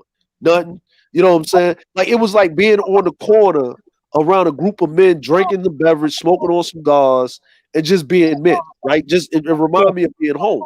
You know what I mean? With the paper bag and shit, right? But I saw it was this change. I don't know where it came from, but it was this major thing, this influx of incel behavior, right? And that is what rubbed me the wrong way because I know what it was about. You are complaining about women, right? But you never had one. Right, you're trying to say women ain't shit, but you're identifying with these men that have had bad relations. It's like a person going to an AA meeting and talking about they got an addiction, but they never smoked weed or did any type of drug or even drunk or even smoked a cigarette. Right? They just depressed. They even scared to even do any of that. Right? They're scared of life. They don't have confidence. They're living vicariously. Yes, through another person's pain. They're sympathizing, right? They're suffering from Stockholm syndrome. Exactly. Nothing ever happened to them, right? Like, and that's why that verbiage, that language is deadly and is dangerous. You know why? Because you're scaring these young men from going out. Because okay, you're telling me. This is the thing I like to say, right? And this might ruffle some feathers, right? Right? Would you take advice from someone to be successful if they failed all the time? Or would you take advice from a successful person? Successful person. Okay, so why are people giving advice that failed at relationships about how to be successful in relationships? And people are taking it and running with it. That's why, Dre. I'm just saying. I'm just saying. It's just me. That's just something that I'm logical with this, right? I'm just trying to, because I can point it out, right? Because you don't stay in that state forever, right? You move in states, right? If you saying this and then a couple of months later you're over here, that's growth, that's being a man, right? But if you're still stuck in that space, that means, are you really suffering from it or you just need the attention? Right? Because I've noticed the second that they get the attention, they gone. You can't find them. You got to put their face on milk cartons. You don't hear them no. Right? Yeah, Matter of fact, they start drinking the goddamn fucking bathwater. Yeah. And here's the deadly part about the incel nature. See, incel nature is what you call that lone wolf syndrome. I'm so ugly. I'm so fat. I'm so this. I'm so that. Woe is me, the planet. No, you're speaking like a goddamn female. You fat. Guess what? Planet Fitness is $10 to $20, unlimited a month. I mean, even during COVID, you can't do push-ups. You can't walk or run a mile. Well, I can't get any women. Yes, you can. Yeah. Same shit. Notice, do I say the same shit to the females I say to the males? So we're gonna get back to this bias part too, because it's gonna all intertwine. Excuse me, we're gonna have an entanglement with bias. Mm-hmm. See, a lot of people do not like it when you tell the truth. Even if you don't like the truth and still tell it, you are an honorable man. Even if it goes against your core. Even when it goes against your core that you don't like the honest truth, you're still an honorable man or woman. See, when I go to women and say, you need to change that shit, best believe I'm already be about that shit changing. Yeah. When I go and I tell a man, look, you can't complain about a woman, about getting a woman, if you ain't got shit to take care of that woman. Exactly. Hold on for a second, fellas. Mm-hmm. As steps away, please like the stream, support the channel, Cash App, Frank 8, Charles Faulkner. Yeah, that's true. This don't really talk to me because I was talking to my godson. And he was like, "Yeah, man, I can't get this and that." So, but I said, "Oh, you bringing something to the table?" I mean, do your parents? Do you work out? Do you do certain? I said, do you treat yourself first? No, that's why you cannot get a woman. So you guys straighten yourself out 1st before you ever thinking about approaching a woman. And a lot of times that is true. And a lot of times, no matter what the grade of the woman, see, a lot of these brothers, they get this misunderstood, right? If you dealing with a woman that is up there, right? Whatever you making or whatever it is, you have to do something. You have to, and fucking is not all that with women. They're different. They're different than us. Mm-hmm. It's the mental state. Yeah. Get the mind. You gotta fuck her mind and soul first. You gotta stimulate the mind first. Yes. And you have to make your position, and then you have to take things away, right? What happens is women want consistency. Listen, I've been married, right? I'm married, right? Like 12 years. I've been with my wife for 17 years. She still tests me. Not because, because men logically, and I had to learn this. And I'm telling you, I had to learn this shit, right? Because I had to go ask some men. Because still married, I had to ask my uncles and shit, right? And I said, why is she testing me? And he laughed at me. She's not testing you to be indignant, because that's what you're thinking. Because men, once we put a system in place and it works, why are you fucking with it?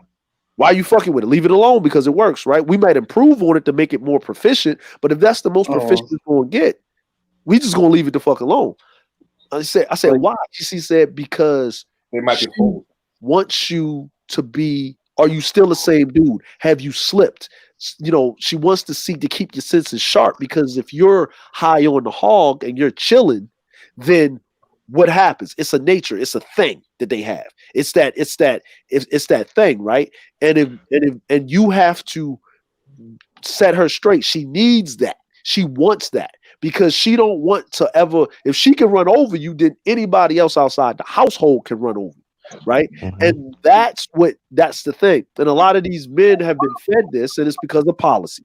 I go back to policy, right? We know what the effect is, but we don't go to the cause. The cause is always the policy. We always treat the symptoms. We always know the symptoms, but never get to the cause, the root of the matter. And the root of the matter is that if you want your shit back as men, you have to get engaged politically. You have to put the pussy down. Let the pussy go. You got to concentrate on yourself, like Underrated one said, right? You got to also get into it, right? Where you, as a man, you got a goal. You have a unmitigated goal. Like, listen, I'm a nerd too. So I watch Naruto, right? I watch Naruto. I watch it. Look, right? Love the show, right? This motherfucker was chasing after this chick that didn't want him, right? For how many seasons? It's 4. He's 4, right? Then when he started saying, fuck that, I need to concentrate on my community, right? And get my goals, Notice how more powerful he became. He became more powerful. And here's the other thing, right? But when shit hit the fan, she called on this motherfucker. But guess what? Guess what? The chick that he really needed, that was actually higher quality, right? And actually higher ranked and higher quality, more royalty, more prestige, was the one that was out there fighting that nigga Pain. Yep. Right? She didn't fight for that nigga. She was actually strong. Hinata was down for Nagato's program. But a lot of you chasing after the chick that you want and not seeing the chick that you need because you haven't gotten to the burden of performance. See, I believe in this thing called the motherfucking universe, right? There's the law of cause and effect. There's an alchemy thing. Every man that has chased after his purpose, that has stayed laser focused, have to beat women away. Women will not be your problem if you're focused on what you want. Because guess what? You will only deal with the women within your same preview. Within your same airspace. See, I got to piggyback off of that. See, the problem is with a lot of dudes here is they're saying that they want Big Butt Judy on the block. And they know that Big Butt Judy on the block is not attracted to them. But when they go to Little Raina in the county, still a black girl, by the way, and she sees your potential and she's ride for you, how many motherfuckers blow their chances? Just like when black women blow their husbands off and think they could get another one. You do the same shit. Yeah. See, the craziest part is this. And I love Naruto because Naruto teaches you some real life shit. It has structure. See, when Dre was talking about Naruto, it just picked up in my head about being a Hokage. You have to be not only the most powerful motherfucking ninja in the fucking village, most likely, but you also have to do what? You have to put in that work. You feel me? Who's snoring?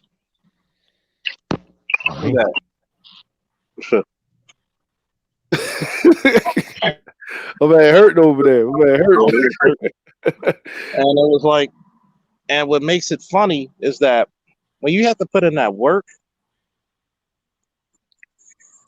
that means you had to do a lot of missions. You have to do a lot of shit for your village and your community to prosper. See, what happened was with the black men, y'all got bred out of being hard workers. Y'all looking at the women saying, "Oh my God, they're doing this, they're doing that, they're getting all these jobs, they're getting the child support." Guess what? If you're dealing with women who are not right for you, why are you still sleeping with them? Good question. Yeah. If you're dealing with women who have low key disdain for you, why are you dealing with them? But here's the oh, go ahead, Dre. Cut off the dick. You're welcome. Thanks. Have a good one. You too. You cut off the dick, man. Go ahead, Dre. Yeah, like you're right. Like, why are you dealing with them? And it's because that's all they know, right? Because, like I said, you have to be comfortable in your own skin. You know what I'm saying? Like you, and a lot of these brothers. That's why in the sector, right? There needs to be different platforms for different things, right? Kevin Samuels has his platform, right? And that works. And the guys that need that, they need to go over that, right? I support the brother. You know what I'm saying? I watch his content. I like his thing, but I don't need to type in his chat because I don't need help with females. That's not a thing. I don't need that help. I got that help back when I was 12 and 14. My uncles did that for me. I'm Gucci. You know what I'm saying? I done fucked every type of woman on the face of the fucking planet. I'm good. You know what I'm saying? And 2 and 3 at the same fucking time. You know what I mean? But I'm gonna just say like this, right? Is when I realized to be laser sharp and get my focus straight, that's when I had to beat women off me, where they would approach me without me approaching them. Do you guys know it is so easy for y'all to get women if you only learn the art of conversation, basic conversation? That's simple. That's That's Yeah. it. simple. Yeah. Yeah. Facts. That's Facts. it. But I'm that, talking but about that, but that hurts them because they're afraid to even speak. and closed mouths don't Yeah. get fucking fed. No, it does Hey, not. but Charles, we live in a very much anti-social world. I remember I was reading a piece from Amos Black and Black Violence, and he said one of the more dangerous things that faces black men, especially, is the anti-social piece. And he You know why produced it back in 1990. And now we look at now how much more us as men, some that is younger than us, you know why we're very more antisocial now than ever. It comes you to know go ahead. Oh, go ahead. you know why Yeah, that let me happens? finish. It comes to the point we have people, even if you know it's Ed, you know, always we tell him to come up, and he doesn't want to come up because he shows self-doubt and self-worth. That's an He's antisocial He's behavior. antisocial. He's antisocial. You So know right why there, that happens? you already lose it right off the bat. Go ahead. You know why that happens is because number one, in the black community, we're not allowed to have a brotherhood. Yeah, exactly. I agree with that. We're I not agree with that. we're not allowed to have a brotherhood because too many men, regardless of what they say, are going off of what the females say. Mm-hmm. See, we allow in the men's spaces, there are times when women cannot come up on the panel. Mm-hmm. There are times when they can. And I'm very clear. So I'm very clear of when they can and cannot. And see, a lot of brothers do not put that distinction. Like, you know, when it's the barbershop, you may look through the window, but you can't enter. Yeah, right. This is the gentleman's club. This is where business is being conducted and men got to speak to men. But I want to say, no, not today. Wait till tomorrow or whenever I tell you. See, Right. you don't become a fully realized man till you can resist pussy. I agree. Yeah. Yeah. Facts. And I'm gonna just say that because of personal experience. Because like Dre and so many of us, or a few of us, because it seemed like, you know, motherfuckers nowadays will be in front of a party. I had to coach a couple of college students. Like, yo, you gonna let them bad motherfuckers walk to the car by themselves? It's like 12 of y'all. I'd have been like, dude, like really? She's 22. She's in college. She's built like a fucking IG model, and you conversing with the boys. Y'all don't even know when to use the abilities. Mm-hmm. See, it's not just, and Dre will tell you, in wrestling, it's not just how strong you are, how fast you are, and how many maneuvers you can muster. It's when to use them. And we got away from when to use the power. It gets to the point when you have this antisocial behavior, afraid of conversation. And I like to piggyback on Dre. Sometimes you just need to know when to walk away and not say, just to walk through a harem of bitches and say, you know what? I'm not paying none of y'all any attention. You know why? Because women are cats. Curiosity kills them. Mm-hmm. Yeah. Listen, I used to use tricks, right? Trick number one, right? Eye contact. This is the easiest thing to do with a woman. Is eye contact. You make not a stare through her or whatever. You make eye contact. You look at her. If she looks at you, kind of looks away. You kind of look away. You look at her again. She looks at you. That means bring your ass over, right? Mm-hmm. You walk yourself over there. You introduce yourself. You wait for her to reply. You speak to her like she's the only person in the goddamn room. Drown out everything. Talk to her in such a way. Ask her what her name is. Make small conversation, right? If you're sitting there, you're having a conversation, no matter where the place is, you have all the time in the world. You make it seem like you have all the time in the world. You don't, but you do. Then you ask her certain things, not too forward, not too this, but just small conversation. You get this woman to laugh, right? A laugh goes farther than a blush, right? Yep. Because you'll think you're gonna make a blush, and then you don't know what's in the mind or whatever, and you done fucking dried up the pussy, you done caused the goddamn hysterectomy, and your ass is done, right? And you can't come back from that. But if you threw a little joke and she tell you it's kind of corny, right?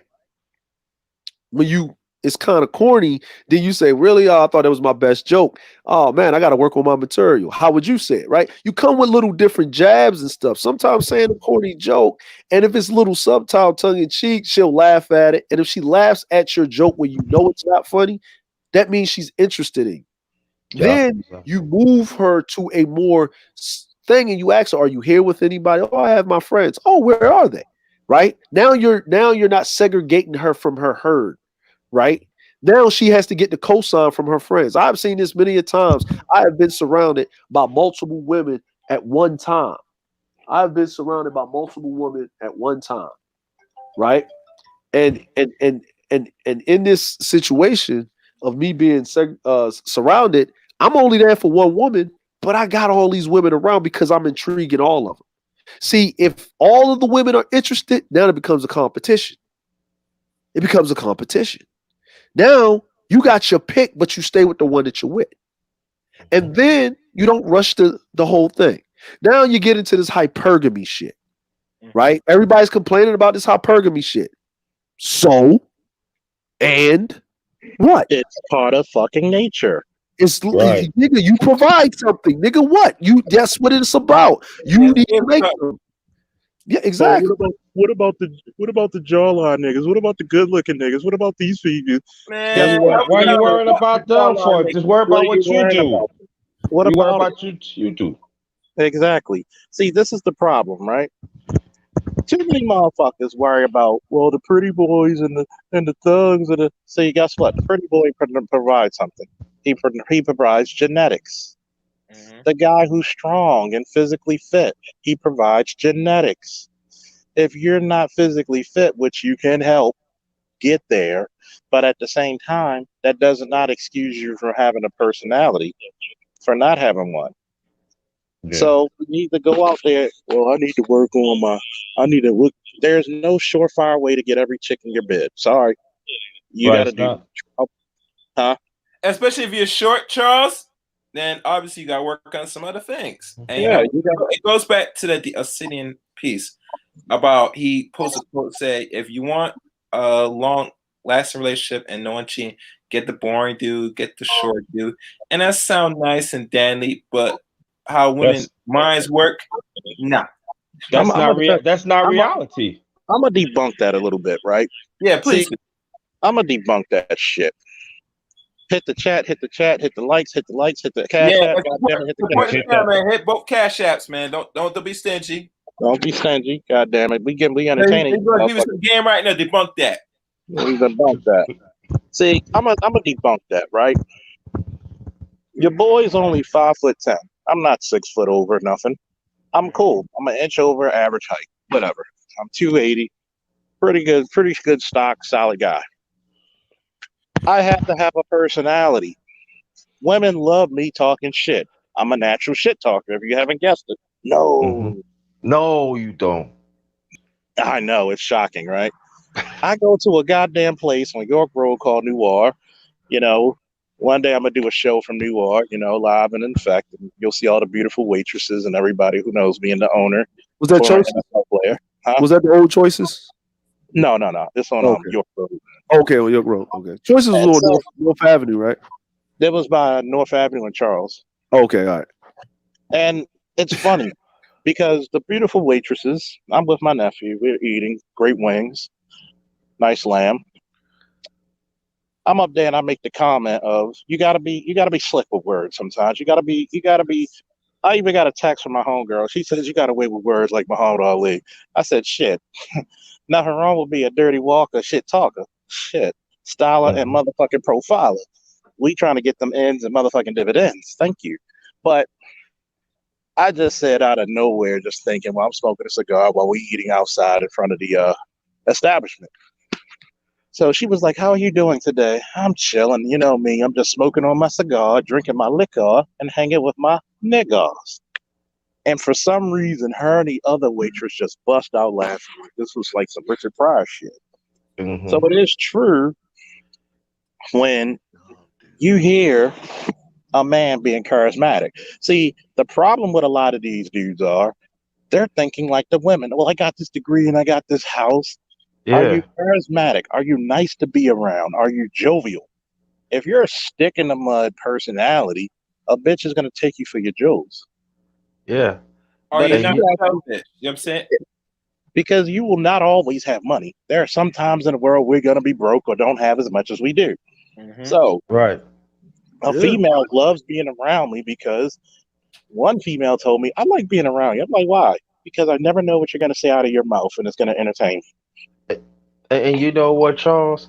And some of these brothers, stop smelling like you Chantel #9. Smell like a motherfucking man. They be Yeah, smell it's time. sweet, man. They smell sweet, man. No, no, no. Let me tell you what happened. I went Ladies and I did some. gentlemen, a Nigerian nurse. Yeah, I went shopping like 2 weeks ago, right? I think that's the same day, Charles, that I finally came in there, right? And so what happened was I did some shopping, right? And so I was talking. I met this young lady named Cynthia, right? And we was talking. She didn't give me the number and everything. She said, "You want to give me a call?" I said, "I'm gonna holler at you, lady, no doubt, right?" But I know it was this smell. I said, "Man, it was like this funk, sweet smell." It was coming from this guy. I'm like, what is? I said, God damn, this smelled like a dirty Chantel #9, motherfucker. I said, God damn. I had to actually get off the line and stay on another line because I'm like, and he looked sweet, like ain't no baggy bird. I said, yo, you a man, right? Smell like a goddamn man. He You know smell like what? a dirty strawberry sweet boy. You know what? Oh my Speaking of that God. shit, speaking Hey, of It's that hey, shit, true, hey, man. I'm Charles. like, come man, Oh, man. Hey, Charles. No, man. Look. What happened to Polo and Cool Water Cologne, nigga? you What know happened what? to that? You know when we were like fucking elementary and teenagers, what happened to Stetson? What happened to right. Porterhatch? You know, motherfuckers made out better with Old Spice. Good God. You know what it is? You know what it is? Is because I'm Man. gonna tell you what it is. Is that it's that thing, right? When you don't have fathers in the home, right? Because of policy, right? Mhm. And you know, it's the environment, right? If you walk into a house and it smells all fruity all the time, and there's not at least one room in there that smells like a man, right? Then that's what the women are accustomed to because these little girls are growing up, and that's what a house is supposed to smell like, right? Remember women our age, Charles, when their fathers would die, you would hear them. If you got friends on Facebook, they say, I walked in my daddy's room, or I walked back home and I walked in his old room and I had my daddy's shirt and I cried because it smelled like my daddy, right? Your daddy does not smell like Chanel #9. No, he does Right? not smell like Victoria's Secret. No, he doesn't. Right. Well, I don't The smell like Bed that Bath at and all. He Beyond, does not right? smell like Victoria's Secret. What was the secret? That motherfucker was wearing Victoria's panties. Yeah, No, he does not wear Yeah. that. Can you all hear me? Oh yeah. yeah, exactly. So I feel you on that. I feel you on that underrated one. Like, you know what I mean? But to each his own, right? You know what I mean? If that's what you want to do, bro, that's what you want to do. Me, for instance, right? You know, look, the deodorant on. I'm not ashy, nigga, because I'm dark skinned, nigga. I got some oil in my hair because I got dreads and shit, nigga. And we out, bro. Like we out. I do not unless I'm going to an outing. The only cologne that I'm wearing is like it's either Cool Water, it's either Polo or Bulgari Black. That's it. That's Yeah. it. The most you may smell on me is Polo Blue. Yep. Some what is it? Some Nautica. Yep. Maybe Yeah. some Yeah, no, maybe some what's the soccer player name from England? Beckham. Jason Beckham. You know what? You know what? The one that's borderline is that CK1, man. The CK1 is You all hear really me? borderline. That's borderline. Yeah, I that's keep the borderline. polo. I keep the polo in my car just in case, which is an Nobody all-purpose. can hear me, I don't guess. Oh, you could. Oh, we can hear you. Yeah, we can. Okay, then. Give me All right. Nobody responded. I'm sorry about that. This Nah, is nah, I Nigerian was like I Nurse. How told you you all earlier. doing? How you doing? It's the Nigerian nurse, everybody. Well, See, I'm gonna tell you glad- what I smell like. go I ahead. smell like Monte Cristos and cigars. That's the fuck what I smell like in my Oh white yeah. body. Yeah, that. I don't blame. Can I I get? don't blame. Hold up. He said the magic word of the day, cigars. Can we get a woo from the panel? Ooh. Woo. So the That's thing how about it is, you I don't understand, and I'm gonna put it out there. I'm only 5'7". I'm 250 pounds, and I am educated. I am legally a nurse, and I'm 100 and all that good stuff. But here's the thing about me: I'm charming. My wife knows that. My wife's been in like 19 fights over my charming. She's like that nigga in 5 Heartbeats. Everywhere she goes, she got to prove my love. Because I'm that dude, and I will take everybody on me. And I've always been that way because my father taught me, he said, no matter what you do, he said, if you make money and you got a mouthpiece, you can pull any fucking woman in the world. He told us that at 10. Mm-hmm. And that's what I believe. And the thing about it is, goddamn, let's put it like this. Since this corona, I've literally had women ask my wife, can I have a second wife? That's deep. No, man, no. I'm like, listen. What he's saying is exactly facts. If you have noticed, right? Listen, this is what I told people. The price of pussy has gone down, right? But I'm going to show you guys the ones that they told you the pussy was in the mail because of the corona, and you're still mad, right? You're not chosen because it's not that this, that, and the third is that they do not feel comfortable because you will not protect anything. There you go. Right? That's and you do not challenge the environment because the way that you challenge the environment is that you compete against other groups of your peers for their admiration. And it's not just in your wallet and your bank account. The reason why the Pookie and the Ray Ray is still getting the bitches is because they outside fist fighting and punching each other in the face. And let's talk about that, right? see, we're going to talk about that, okay? Now, one goddamn time in history has a man's physicality has never been needed. Okay? Even today, with all our technology, we still need to be physical. We need to be the strongest motherfuckers on the earth. See, you have these men who've been indoctrinated like a bunch of little tiddlywink bitches. Goddamn fucking door ain't gonna open. God damn, I'm like, what the hell are you beating, bro? Yeah, it's like you ready to beat somebody. He beat somebody up, Charles. Beat up the microwave. Poor microwave system. We had to use our ID to unlock the doors, and I'm trying my best not to kick the motherfuckers open. Oh, that's right. You got the boot on. You got the boot on, huh? Well, my thing is, I've always been taught by my father that you're not the biggest thing attraction about a man is that you are a man. You're truly a man. Yeah. And the point of the fact is, most of these lanes feel like because they got good jobs and they do this. I'm so tired of talking about the Pookies and the Ray Rays. The reality is, if you're a grown man that got your shit together, you can pull any woman you want. That's it. Ain't Pookies and Ray Ray. Pookie and Ray Ray get bottom of the barrel bitches. I don't want no bottom of the barrel bitch. I've been married for over 20 years, and I told my wife, let you mess up. I'm going to get me one of these Caribbean girls and one of these Cuban girls, and I'm going to have a good time in my late 50s trying to fuck it 23 minutes. And that's what I'm living my life. Hey, that's another reason why you never let a chick be comfortable.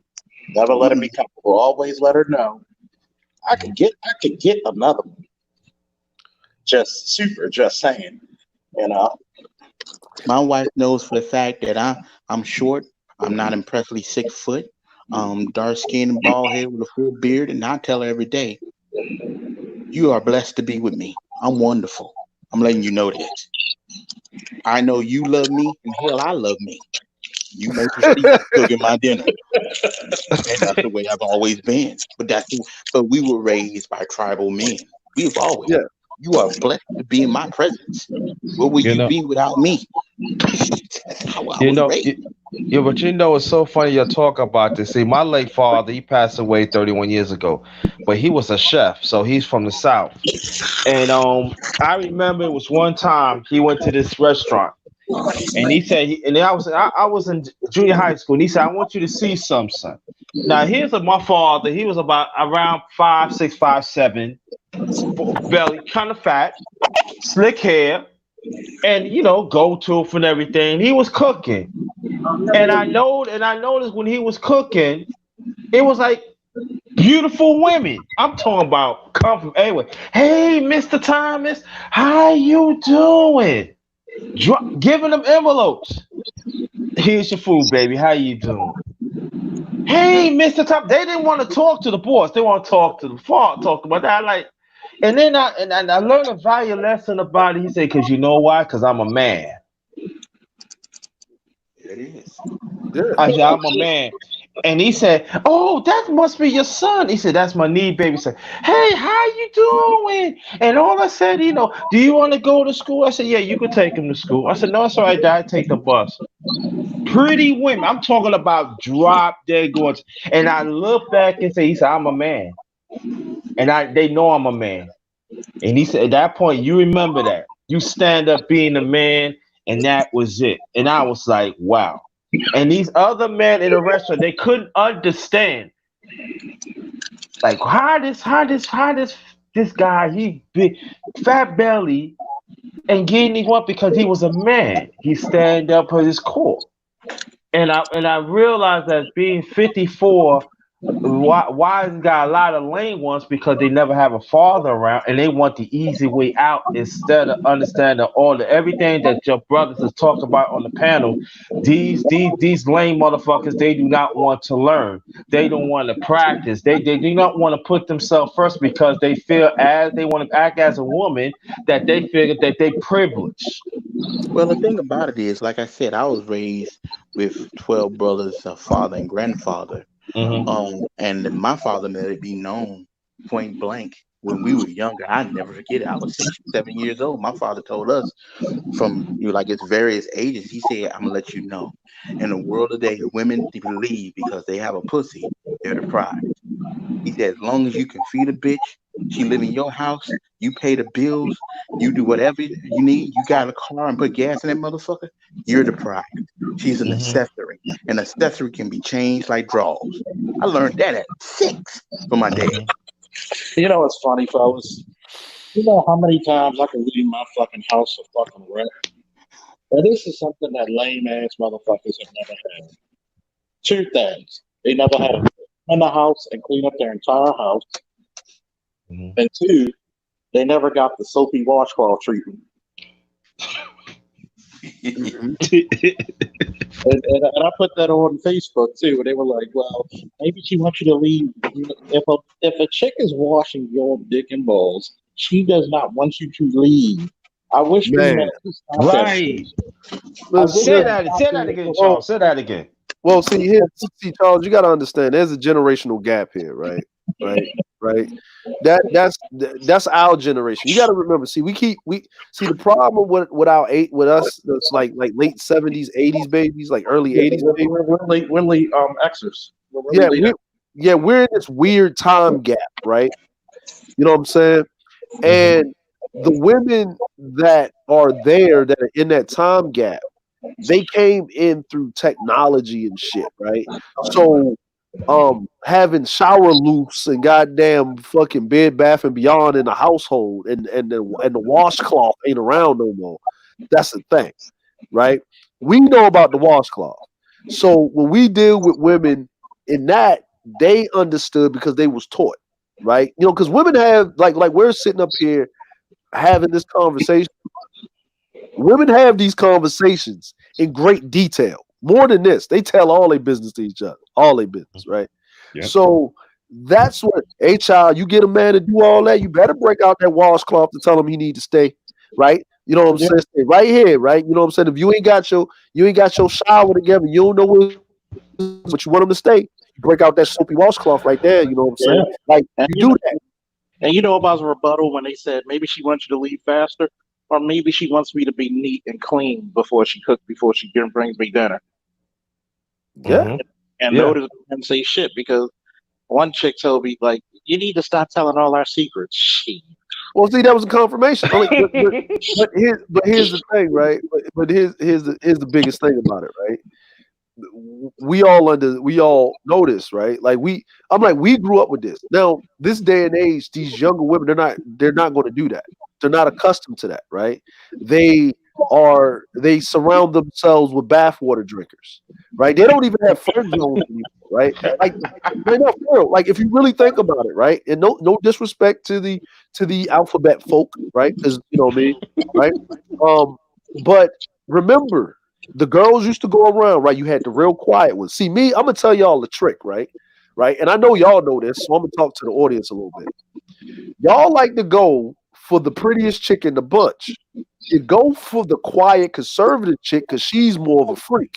She gonna do all types of extra ungodly Sodom and Gomorrah shit with you in the bedroom, right?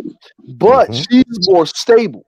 But the reason why you go after the quiet, nerdy chick is because it fucks with the pride of the pretty chick. So the pretty chick will just fuck you out of goddamn motherfucking pride. Right, yeah. Right? Right? Now you done smash two chicks, and if you got a homeboy that's on cold, y'all can run through the whole squad. Oh, do the Robin and shit. You know what I'm saying? Y'all can switch off. Yeah, exactly. Run through whole neighborhoods. But guess what I'm going to say? Right? You got to have homeboys that's on cold, right? Now, and not a bunch of pussy feet motherfuckers. You know what I'm saying? Now, I'm just going to tell you, that's just a little tidbit advice from my alter ego that's retired, Pimp Greasy. I'm just going to let y'all know. That's all it is. I'm just going to let y'all know, and that was just a public service announcement for Side Dudes Incorporated. Right? That's it. You know what I mean? Stunt dick. Is, you know what I mean? You know, like, you got to be. We like to bring this commercial here. Side Niggas Incorporated. We're home even when you're not.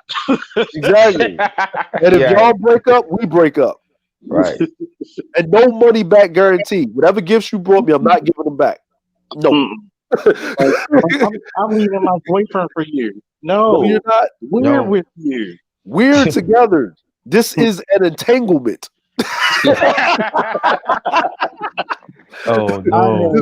I mean, so entangled. You think Ric Flair just put you in the finger for a leg lock entanglement? That's not Hey, Charles, look, man. When I was watching that shit, I said, Jada, a Baltimore bitch for real. I thought I was the only one. Like, she was entanglement. You're used to it. Yeah. Like, you think these chicks out here ain't gonna see? This is the secret. It is easier for even an ugly bitch to get dick than you to get pussy. Once you understand that, ball, you're okay. But at the same time, you're gonna have to make her prove her loyalty. Yeah, man. You gotta have 2 5s on the team, man. You gotta have a 5 and a possible. You know what I'm saying? That's your gas money. 2 5s equal a dime. Yeah. You know what I'm saying? Listen, man, you gotta have 2 5s on the team, right? You know what I'm saying? She got to be on the team. You got to have 2 of them, because you know when it's a drought. Now you got to be sure that they understand their place in life. They ain't gonna pop up mysteriously pregnant and think they're gonna exit out. You got to treat them good enough to give them hope, and you got to treat them bad enough where they don't have it. Yeah. I'm giving you, from the book of Pimp Greasy, verse 1, chapter 5. Just letting you know, you got to have 2 hard 5s, man. Like, listen, all y'all want them 10s. Them 10s ain't worth a goddamn thing, man. You know them 10s ain't worth shit, man. Listen, I'd have had, man, they ain't even good for that, really. They just good for arm pieces and show off, because they ain't get no reps in. They ain't gotta fuck to get what they need. You know what I'm saying? You get you a hard 7.5 and an 8. You good, man. You good. You got you something good there. You know what I'm saying? You get you a 9 or a 10, man. They like Robert Orr coming off the bench, cold as ice, hitting the clutch shot. Man, the motherfucker ain't ready for game time. Yeah, but not them lame motherfuckers. They say, oh yeah, you got it. If you get a 7 or 8, something wrong with your game. Who told you that? Nigga, who raised you? Okay, let me tell the truth about the 8, 9s, and 10s. Most of these motherfuckers never seen an 8 or better in person in their life. They The did. chicks they've been worshiping as 10s are like 6.5s to 7s. Okay? Yeah. The average chick you see that's really exquisitely beautiful, that stands out, is a 6.5 to a 7. An 8, by definition, is a 10 you can afford as an everyday man. Yeah. A 9 is somebody who literally is somebody with no kids, badass body, and she could get somebody who's in the mid to high six figures. And the thing is, she already come with wealth. The same attributes coming from wealth, Yep. and she's getting millionaires. Like, I swear to God, I have one coworker who's 24, and she can literally walk to Raven Stadium or Oriole Park in Camden Yards, and she's that pretty she could get a ball player. Yeah. Yeah. And I'm gonna tell y'all motherfuckers, I done fucked a whole bunch of them bitches. They are paying in the motherfucking ass. And remember this. I'm glad you said that. To get an 8, 9, or 10, you have to keep maintaining an 8, 9, or 10. 8, 9, 10, right. Or your dick is just that the truth. She's maintaining you. Yeah. Yeah. And a lot of dudes, I'm sorry. You like that old club mix, you niggas ain't got dick control. Nope. Yeah. Hey, look, a lot of y'all ain't gonna be what's that dude? Jail Boo. You know, the nigga with all the motherfucker with the cheekbones and shit, with the hate white eyes and shit. Yeah. That look, the chick he got, if you look at the heiress of Top Shop, if you look at this bitch, she kind of look like a thumb. Right? She looked like a thumb. She looked like a fucking thumb, right? If you look at his wife looked better than her. But guess what? Here's the funny part. His wife looked better than her, but he looked better than his wife if you're talking about, jeans and shit, right? This nigga was doing shit and going to jail. So for a nigga to look like that going to jail and not get the easy way or the hard way, he must have been doing some real niggerish ass shit. And these chicks must have paid for him to get the fuck up out of there. Right? And he had no choice but to be stunt dick. Yeah. Right? And his wife got mad because she was probably in that 8 range, right? And she didn't understand, right? And she got paid off. They paid her off. Literally. You don't hear about this dude. He married, he got divorced from his wife, right? Soon as the shit came out that they was together, she said all this shit. She disappeared. Kids gone, everything, right? Paid her off. She can't even get child support. The chick overpaid for them kids, right? And he went on girl and got her pregnant. He ain't going nowhere. If you don't look like that nigga, nah, you ain't staying long term. You don't look like that nigga, nah. And that bitch look like a thumb. Yeah, let's look at this, man. A lot of you guys refuse to get in shape, which is going to be your physicality is 60% of your women right there alone. Am I lying? No, you ain't lying. You ain't lying, man. Shit. How you carry yourself, the way you walk, the way you dress. For God's sake, some of you motherfuckers know your tailor. Stop wearing it. I'm not saying you gotta wear it. Like, if you got a polo, go to the fucking tailor and get it taken in a little bit. Yeah. Get the sleeves taken up a little. Especially when you work out and you do some curls. Don't look like a goddamn stick figure. Man, listen, I'm gonna say this, man. All right, look. I like how the brother Shannon Sharp dresses on FS1, right? Right? Y'all niggas, if you are a stocky, pudgy dude, right? Tight ass suits do not fit you. Right. I'm tired of seeing you niggas in skinny nigga shit. No. Yeah, stop. and stop looking like Mickey Mouse. Stop. Man, bruh, dress like a grown. Listen, if you're young, Oh, you can man. wear all that Captain Crunch and shit. I can't tell you shit, nigga. I had the Kwame fade with the little patch and shit, a gold and shit, and the little dumb shit when I was young. So I can't tell you nothing about that. But when you get to the age of 30, listen, if you don't got at least 4 suits, 2 blazers, right? Some quality leather shoes. I'm talking about the ones that'll last you about 15 years. And the only thing you got to do is go to a cobbler and change out the heel and the sole.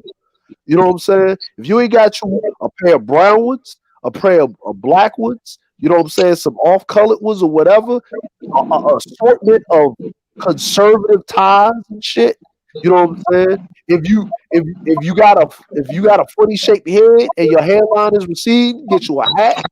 You know what I'm saying, or something, right? Mind As a you, matter of fact, Drake, I want everybody to take a look at my picture, right? Just look at that motherfucker. You see the hat? Right. You see the beard? You see that royal blue? Mm-hmm. Motherfucking styling up there. If you can't do that, if you got a pair of Jordans, that's only going to impress hood bitches. But how many times I could go to downtown Baltimore where the money is, or downtown DC, and I would have chicks walking up to me asking me, what am I doing? yeah. And It's like, and Go for ahead. one thing, wash your clothes, brothers. man, God damn, man. Don't wash it just once a month. Wash your clothes, man. Wash your Put them in the ass. clean. Wash your clothes. Put them in the cleaners, man. Get it starts and stuff, man. Come on. And wash your ass. Yeah, man, wash wash your your ass, yeah, man. Look, man. You know if you man, you get 2 body wash for $2.18, man. You wash your ass, scrub, motherfucker. Don't be scared. Don't let the soap look at you. Say are you gonna use me or not? Come on, man. Stop playing, dog. Hey, man. Oh, what you said, Charles? Oh yeah, I'm going to somebody say get you a high top fade. So yo, listen, man. Look, listen. I see a lot of I'm tired of these niggas with these fake beards, these fake sewing hair things, or whatever. Niggas Be with the fake proud of your drag. baldness. I'm listen, man. Look. Listen. I don't grow a beard because my shit coming in looking like a Rasta. It's all patchy and shit, right? And all that shit, right? I don't grow a beard. I got me a nice little goatee, little short mustache. I'm good, right? Not everybody can be in the beard game. Not everybody can be in the beard game. It's not for everybody. Every style's not like, niggas is going bald. I'm not. I got locks. I'm good. I'm right. My shit's long, right? But if my shit starts going down and shit and start receding and shit like that, that shit coming the fuck off, nigga. It's gone. Like it is what it is, nigga. I'm grown. Like when you listen, if you 32 years of age, you gotta be conservative with how you dress because you gotta get into upper echelon. You're not getting, you know what I'm saying? Like you're not getting the promotions that you need because if you can't get a woman to commit to you, how does the company need to commit to you? And that's another fact. yeah. A lot of you girls do not understand. You got to be married to get in the high upper echelon circles. Your wife is also supposed to be a representative of you. If you don't have a treasured wife, to upper echelon people means you have a chaotic life. We can't trust you. You're not responsible. So, one, like Dre said, get a good pair of quality. If you should at least get a shoe that is at least $125 leather. Nope. Or higher. Yeah. They got to at least be 200, Charles. Matter of fact, when y'all going to these dirty. Listen, see, this is what these niggas stupid. While you taking your ass to these dirty foot countries, you can actually get high quality shoes in them dirty foot countries. Put the pussy down and go buy you suits. Yeah. Look, you know what? For 400. What a lot of you dummies need to do is actually go to fucking Korea. Go to Thailand, baby. Thailand, Korea. Go and get your favorite outfits out of a book. Pick out suits. You will pay a tenth there than what you pay here. But y'all too busy giving money, and the only thing you leaving with is a wet dick and an STD. Yeah, because you and you know what, Charles? Like we was in the back cave, man, and I was showing some shit, right? Because you know what I'm saying, dudes was talking about single with going some places, right? And I was like, well, what's cheaper is like if you go, like everybody talking about Thailand, but actually Vietnam and Cambodia is actually way cheaper than Thailand. So guess what? For $300 a month, right? You can live in an apartment with everything included, right? Except for the electricity, right? Now, it's cheaper to eat outside than it is to eat, like, to buy groceries. With $200, well, I would say $400, you can get you about 5 to 6 suits, tailored, handmade of the finest silk, because silk originated in Asia. It's the Silk Road. So Thai silk is the most sought after silk in the world. So when you go to these stores to get this, like if you look inside of a suit and you see where it's made at, it says Thailand. It says Vietnam. Like your high quality clothes, like your Gucci and Louis Vuitton stuff, it'll say Vietnam. It'll say Thailand in the inside of the lapel. So go to the source. Go to the source. Listen, I'm gonna be honest with you. Learn to cut off the middleman. No woman takes off your clothes, looks in your shit. I'm not fucking you because this ain't fucking Marc Jacobs or Gucci or fucking shit. They don't give a fuck. Give a goddamn. You know what I'm saying? And you don't give a goddamn if she got red bottoms on. The only thing you want to know how she look in them bitches with her clothes on. That's it. Yeah. That's it. And guess what? When the lights go off and you're naked, you don't know what the fuck she got on. Mm-hmm. Nah, I like the fucking Got lights more on. rolls than Esther. The lights. Turn off the lights. Turn them off. Wait, I gotta. First off, it comes in like this. Everything was all right until a Fire Nation came through. First off, I gotta say, woo, to my man Charles Faulkner. How y'all doing tonight? How you doing, Peace, man? peace, Yo, peace to you, man. Going brother. on, man? How you doing, brother? Peace, brother. Hey, know y'all exchange rates before y'all go out there. I lived out there for a while, especially in Korea. They see y'all stupid ass Americans coming. No. The price is $20, and it's like, wait. The exchange rate, that shit is actually just like $5.25. Like, can I get that for $5.25? No, it's $20. So know your exchange rate before you go out there and get robbed out there, because they be waiting for you Americans. Hey, where you was at? Where you was at in Korea, man? Because I'm in Japan. Where you at? Where you was at? Well, no, I was military, so Dongdae. Yeah, I was too, but I just stayed here. Oh, okay. I'll be right back, So fellas. Cam Keep the conversation going. Humphreys, and going to what's the Air Force base where we used to steal all the girls? Was it Osan or Busan? Osan. Yeah, Osan. Yeah. Because I'm in Japan, so I'm over there like I'm in Yokosuka and shit, near Yokohama and shit. So yeah, I haven't gone to Japan yet. My boy was like, yo, it's like Asian women with with sister booties and stuff like that out there. Nah, he lying. Oh, he was lying. Yeah, he was lying. Like, was he in Okinawa? I didn't even ask. I saw his wife, so. Was she darker? I believe him. Yeah. Okay, so she was darker too. Yeah, she's Okinawa. Yeah, that's true. Yeah, if she's Okinawan, then that's true. But if you talk about like the standard Japanese chick, man, them bitches built like they need all kinds of sandwiches and shit. You need an IV, like now they get thicker once you get into like the country areas. Like if you talk about Osaka and Nagoya and shit, and you talking about like up north, like you start going up north and shit. You talking about like near Hokkaido, that's right next to Russia and shit. Yeah. But if you talking about like where I'm at in Kanagawa and shit, you know what I mean? Nah, them bitches is thin. They need a sandwich. You know what I mean? It's horrible, man. It's just downright disgusting. But what they lack in booty, they make it up and throwing money at you. Oh wow. Yeah, you ain't gonna pay for shit. I know what female felt like. Yeah. You don't pay. You throw money at you. Now, when I was saying the little toupee thing, yo, like I ain't really, you know, I'm not. Let me get my professional voice on. I'm not really proclaiming that men should actually go out there and buy a toupee and put it on their heads. I'm not saying what the fuck I'm saying is, nigga, if you got that much fucking like self-doubt in yourself and shit like that, there's science that can help you. Yeah. And if you can't afford science, visit Shorty out there in Atlanta. There's plenty of motherfuckers who can give you what you need out there. Nah, look, man, listen. Vivica Fox nappy.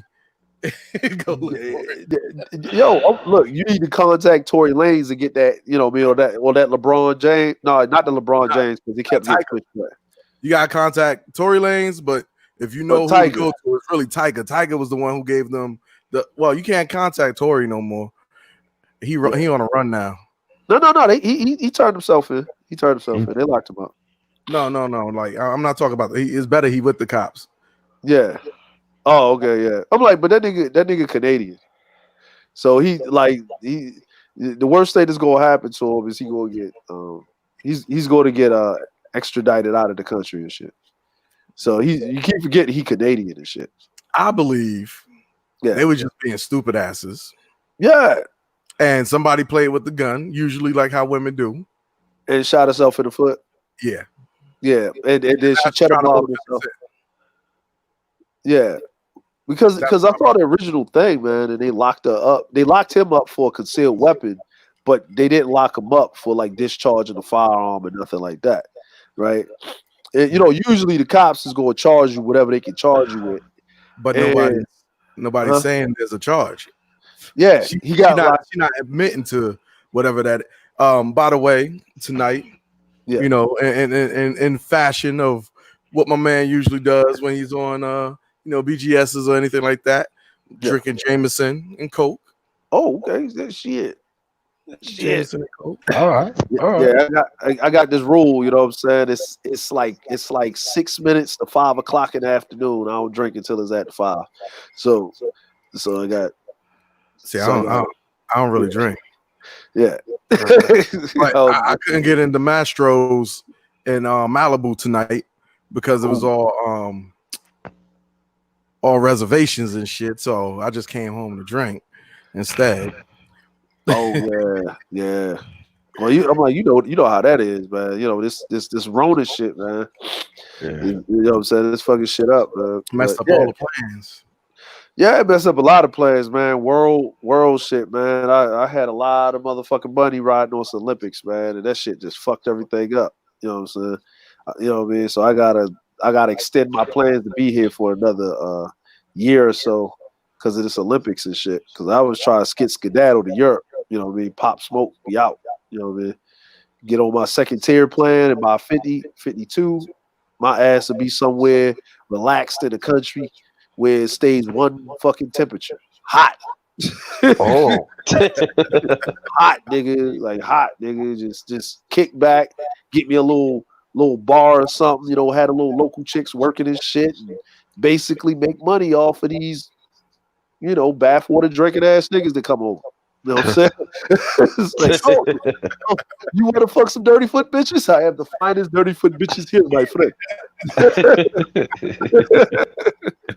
You know what I'm saying? She has washed her feet today. She will not put her dirty feet on your sheets. Right here. They are clean. You know, like, but yeah, man, it's one of the things where, man, I think she was playing with it. She unfollowed him on Instagram and all this other shit, you know, to show whatever. And I think either something actually happened, somebody probably from his crew, somebody shot at the foot, or she shot herself. Something stupid happened. This is me, right? When you make a certain amount of money, right, and you are in a different space, you don't need to be in places like that, right? Or put yourself in certain situations where that's going to happen. You actually have to separate yourself. They were not in any place like that. I mean, unless you call all the bad stuff that's happening in the hills right now. You know, Pop Smoke dying. I mean, whatever happened with that, so on and so. But this is the hills, bro. Yeah, no, I mean, what I mean is where all the rich people are. No, what I mean is what I'm basically saying is it's not that is what I'm basically saying is it's your people that you're around, right? You have to certain people can't go on the journey of around Kylie Jenner and the nigga she was fucking at the moment. Yeah, but I mean, this nigga is like, okay, Kylie Jenner hangs around niggas, right? Right? You know what I'm saying? Like, think about it, man. Listen, the only reason why Kylie Jenner is motherfucking famous, right? Listen, I gotta give Kim Kardashian a goddamn round of applause, right?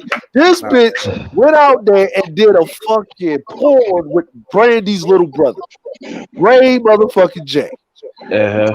Right? This bitch, her pussy done fucked the whole family up to success. Right? You know what I'm saying? Like, one pussy out of that whole family. Listen, think about it, right? You got her other sister that got pregnant multiple times, right? Then you got Chloe that's taller than all of them, right? She done fucked the wrong niggas, right? She done fucked the sixth man on the NBA squad. She couldn't even get at least the fifth man, right? She was Lamar Odom, the sixth man, right? You know what I'm saying? The coke guy. You know what I'm saying? She almost got James Harden, but the bitch just couldn't be a thought for 5 minutes, right? Fuck that up, right? Kim Kardashian done upgraded. She done went from Ray J to Reggie Bush to Humphreys to Yeezy, right? There's a She done upgraded. Only one of me. You know what I'm saying? She done upgraded. Like, if you look at that, right? And then I give Kylie the goddamn motherfucking round of applause because she saw what the other bitches that did, and she said, "No, I'm following the Kim model. I'm gonna fuck all these little rapper niggas. I'm going. Matter of fact, you want a baby, bitch? I'll give you a baby." You know what I'm saying? Kylie Jenner, she done fucked all these little rapper niggas, right? Same thing with the right? I bet. Look what she's doing. She's a billionaire, right? She a billionaire. This bitch is a billionaire, right? That's her fault. She's not a billionaire. They already proven that. They're proving that. Well, good. The bitch damn near close, right? Well, for you to be a billionaire, you got to have at least 2 billion. You can't be like a billion, right? You know what I mean? Because taxes can take that away, right? Like Dr. Dre was a billionaire all for like 30 seconds when he had to play LeBron James half the money for the beat. So he was like you know what I'm saying? But she done fucked her little ass to a succession, right? Now, she ain't even got to be on a goddamn show like that. She can just go around just fucking niggas, having a great time and shit, making money, right? I don't know what this bitch do. She say she sell lip gloss and shit, right? So you know what she did? She opened a whole lane for fucking downtrodden, big booty, thick leg white bitches to fuck rap niggas. You know what? Her pussy got more power ups than Jern fighting fucking Goku. Man, who you telling, man? Cookie. So you trying to say a pussy be lifting weights? I mean, that pussy went to a next level. Like Kim Kardashian pussy must be on like some Super Saiyan 4, some Ultra Instinct, some Super Saiyan Super something, man. Listen, I'm gonna tell you what Kim Kardashian be doing in the bedroom. A little sprinkle of the Paul Grayskull. Listen, I'm gonna tell you what Kim Kardashian be doing. Hey, I'm gonna tell you what Kim Kardashian probably be doing in the bedroom, right? All these niggas talking about they want to fuck a chick, right? They want to fuck women. They want to have sex with women, right? And motherfuckers be watching porn, right? I have seen the greatest men in the world fold when they actually run into a chick that fuck like she's on a porn video, right? Oh, right? Man. Right? Yeah. And they done, you done seen it, right? You've been in the military. You done seen the motherfuckers. They go up in there, they go up in that little spot, and they come out, nigga, it's like sunshine in the middle of the goddamn night to these niggas, man. They just glass-eyed and shit, walking around, walking into traffic and shit. And this is what they do. I've been fucked into a corner before. I'm like, bitch, when is you over? Like, are you going to stop? Like, I need to go longer. No, it's daytime now. I got shit to do. No, man, they said I went around too. You gotta fuck the brand that said, damn girl, it's like 5 hours and your pussy still getting at it. Man, they doing all kinds of shit. Pussy out, girl. Man, listen, With my man, foot on your pussy, girl. For my whole foot in that. man, look, I'm gonna tell you straight up, man. That's what she did, right? Look at Kanye. Listen. You saw how Kanye was acting like after Amber Rose, right? Kim took it to a whole new level. See, think about this, right? Kanye was fucking Amber Rose, right? Yeah. She never got pregnant. Kanye get a hold of Kim. She get pregnant, right? Right? She get pregnant. Now think about this for a second. Amber Rose fucks Wiz. She spit out 2 kids. She pregnant again by another nigga. Who? So that Amber Rose? Yeah. Yeah, man. She done. She hit the wall. Well, she ain't hit the wall and looks, but that pussy got to be stretched in the motherfucker. Man, that bitch hit the wall, man. She like 30 steps. I just saw her the other day, bro. She still look good, and I had to admit that she looked good because I was talking mega shit to my one of the girls. I seen a picture of Amber Rose, man. She looked like a slightly older Cagney and Lacey. Yeah. Cagney. She got better. Like this is recent. Yeah. I don't know if like I'm gonna say like this. I was talking mega shit, and I had to admit, even though I didn't want to, I had to admit that she still looked kind of good, and I don't like the motherfucker, but she looked good. Well, see, I'm like, what it is it's not that she looks good. She got that mom glow. You know what I'm saying? See, women. See, I noticed something, right? Women look better after they had kids, right? It's that mom glow. It's all of that DNA and estrogen and testosterone still swirling with that skin and it's all glistening and shit. And especially if they go to the gym and take care of themselves or whatever. I mean, she eat that semen. It's understandable. Now the problem is that when she opened her mouth, nowhere near the top. Like when she opened her damn mouth, then that's when we got a problem. Like that's what it's over. Like if she was silent Bob, we good. Like if she never talked, you good, right? But if you really think about it, right? Like remember when they was on T.I., right? And I told somebody this, right? I had a discussion with a woman, and she was talking about, well, you know, why there no black women really in these music videos no more? I was like, well, black women said stop putting us in these videos, portraying us as fucked up and bitches. So the music videos are still going to happen. You just ain't going to be a part of it. Yeah, you talk to somebody. You know, but it tells you how much black men respect. Oh, you say you don't want to be portrayed as a whore bitch, so we were oblige your wishes. We'll use big girls and white girls. Yeah, and look, that started a different trend of a different thing, and then that started the white girl movement, right? Like I'm gonna give y'all say something. That's because all these women. What happened? Is he talking to us? No, that's the radio. Go ahead. Oh, that's because all these women tend to do this thing where I call it the "I'm every woman" syndrome, where they associate they motherfucking selves who. How you light skin, but you acting like you saying something about dark skinned women, like you damn near white. I got a bunch of them motherfuckers in my phone. But you damn near white, and you talking about us sisters, us dark skinned sisters. Man, dark sisters don't respect you because they hate you, because they want to be you. Charles, remember one sister complained about how she can't get a man, see how because her skin complexion, she African. Remember that, Charles? You know what I said to her? Get the fuck out of here. Listen, I would say like this, right? Look, right? You know, because you know, when people talk about women and shit like that, and when men speak this frankly with their mindset about women and stuff, women will find anything about it. Like right now, a skinny chick, right? Remember back in like the 80s and 90s, right?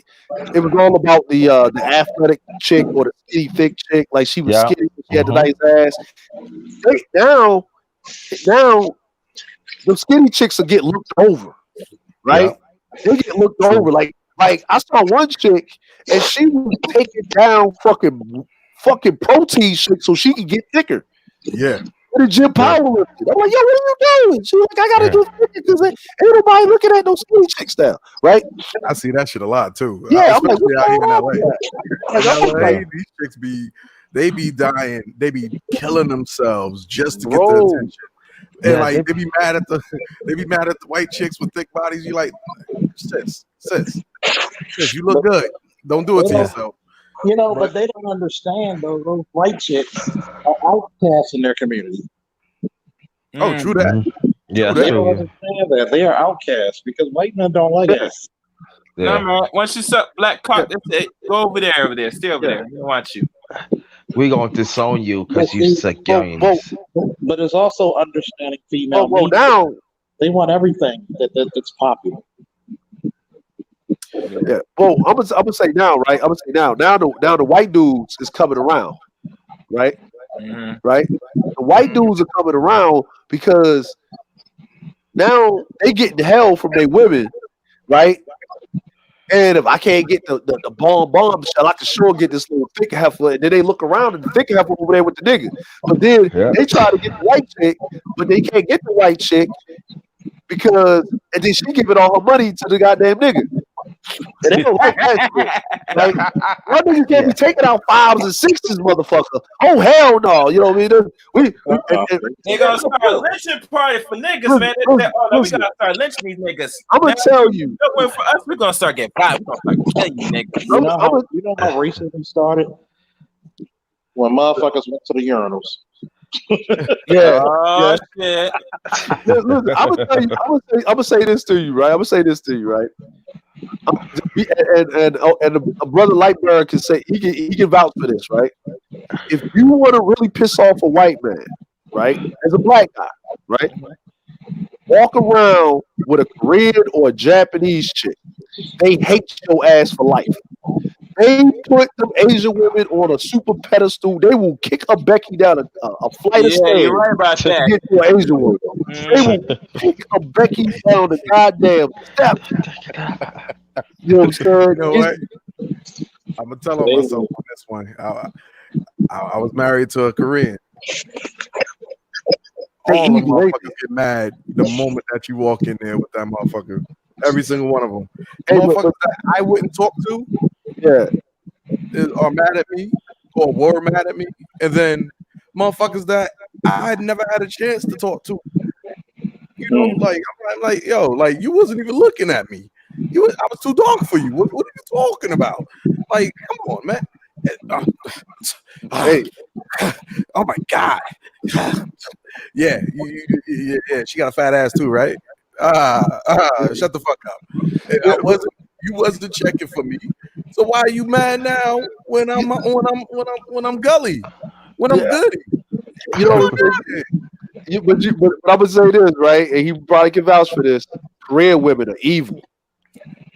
Man, fuck that bitch. See? So listen, all y'all SYSBM niggas, I hope y'all listening. Man, y'all better learn how to keep these motherfuckers in check. Because what the fuck?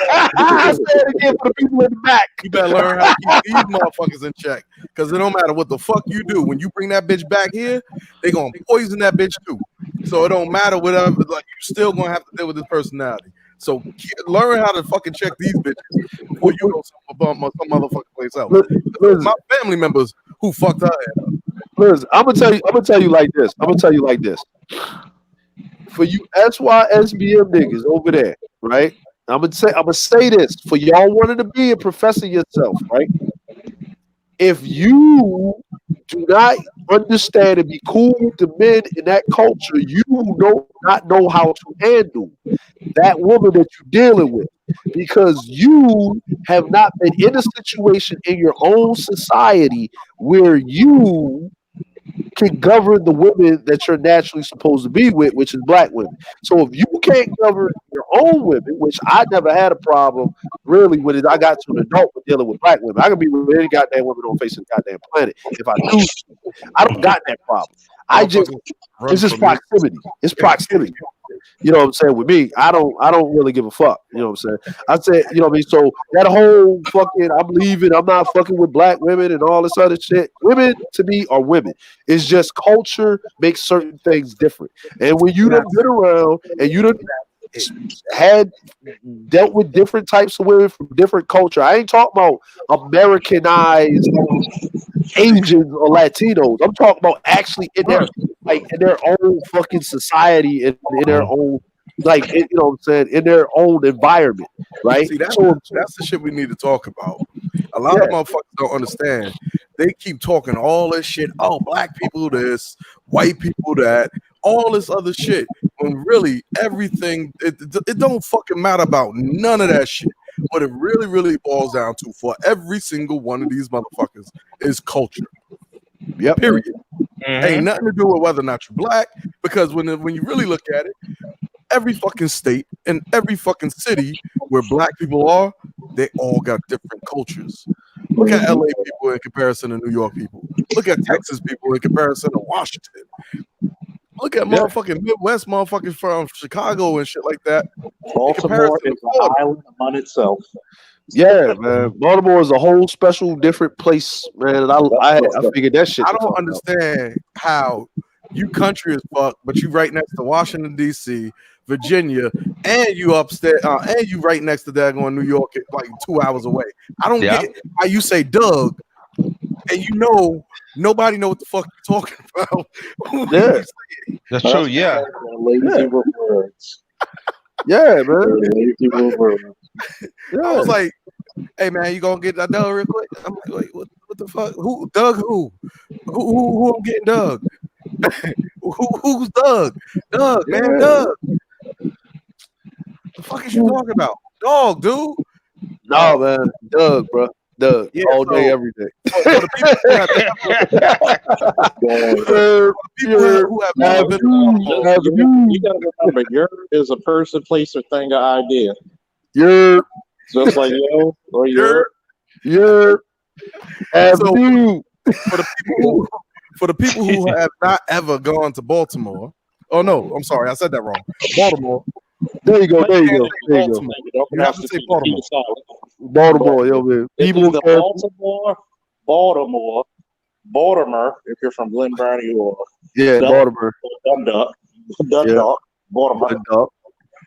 Yeah. So look, there's words that you should know in order not to get your ass kicked. Yeah. There's words you should know in order not to get shot. Because once that stupid ass daggone TV show The Wire came on, motherfuckers had to actually start learning what the Baltimore culture was, so you wouldn't get beat up or shot. So that was one. If you hear somebody say we're about to bank your ass, they're not talking about a financial institution. Yeah, right. Yeah. Hey, Charles, what's that famous one? Hey, yo, you know what time it is? Nigga, I ain't got no wop. Wop. Work that nigga out there. Everybody has a funny short story. If you never heard of him, what the hell? I think. Okay, I keep going. If you never heard of Hammer Jacks before, then you need to know what Hammer Jacks is. It was the best shit in the world at one point. So this protects you from getting your ass whooped in other situations when you go to Baltimore. Now, not in South Baltimore, because I lived up the street from Hammer Jacks. But not South Baltimore. You say Hammer Jacks in South Baltimore, you gonna get fucked up. It was so funny. My ex-girlfriend who was from PG County. Oh yeah. I used to go up there to see her. And the most common phrase in a robbery in Baltimore is, you know what time it is, kick that shit out. She's like, man, my silly ass would have got robbed or shot. And she was like, if somebody would have told me, you know what time it is, she would have been like, what, Adventure Time? I don't know. Yeah, see, I'm glad she stayed in PG County. You know what I'm saying? Like, Don't come to Baltimore unless I'm with you. Listen, look, man, you come in the neighborhood, right? Look, I was stationed in Norfolk for like 2 years. So I had niggas from like Houston, you know what I'm saying? New Orleans and shit, Baton Rouge and all that shit. This is back in like 2000, right? 2000. I'm at my first command, right? So this is where the like the big timers and all that shit. You know, Master P and them niggas hitting it was the down south revolution, right? It was the bone crunch and all them niggas, right? So they up here talking about how hood. And these niggas is hood, right? These niggas is motherfucker grilled the fuck out and shit, right? Mm-hmm. So they say, man, you always talk about Baltimore with the other niggas and shit. We want to go up to your hood. I say, you sure you want to go up to my hood? He said, yeah, all right, nigga, we gonna go over west, right? So we driving in the car, we park on the block, right? So we down there in South Baltimore. So if you watch The Wire, I live near Carroll Park and shit, right?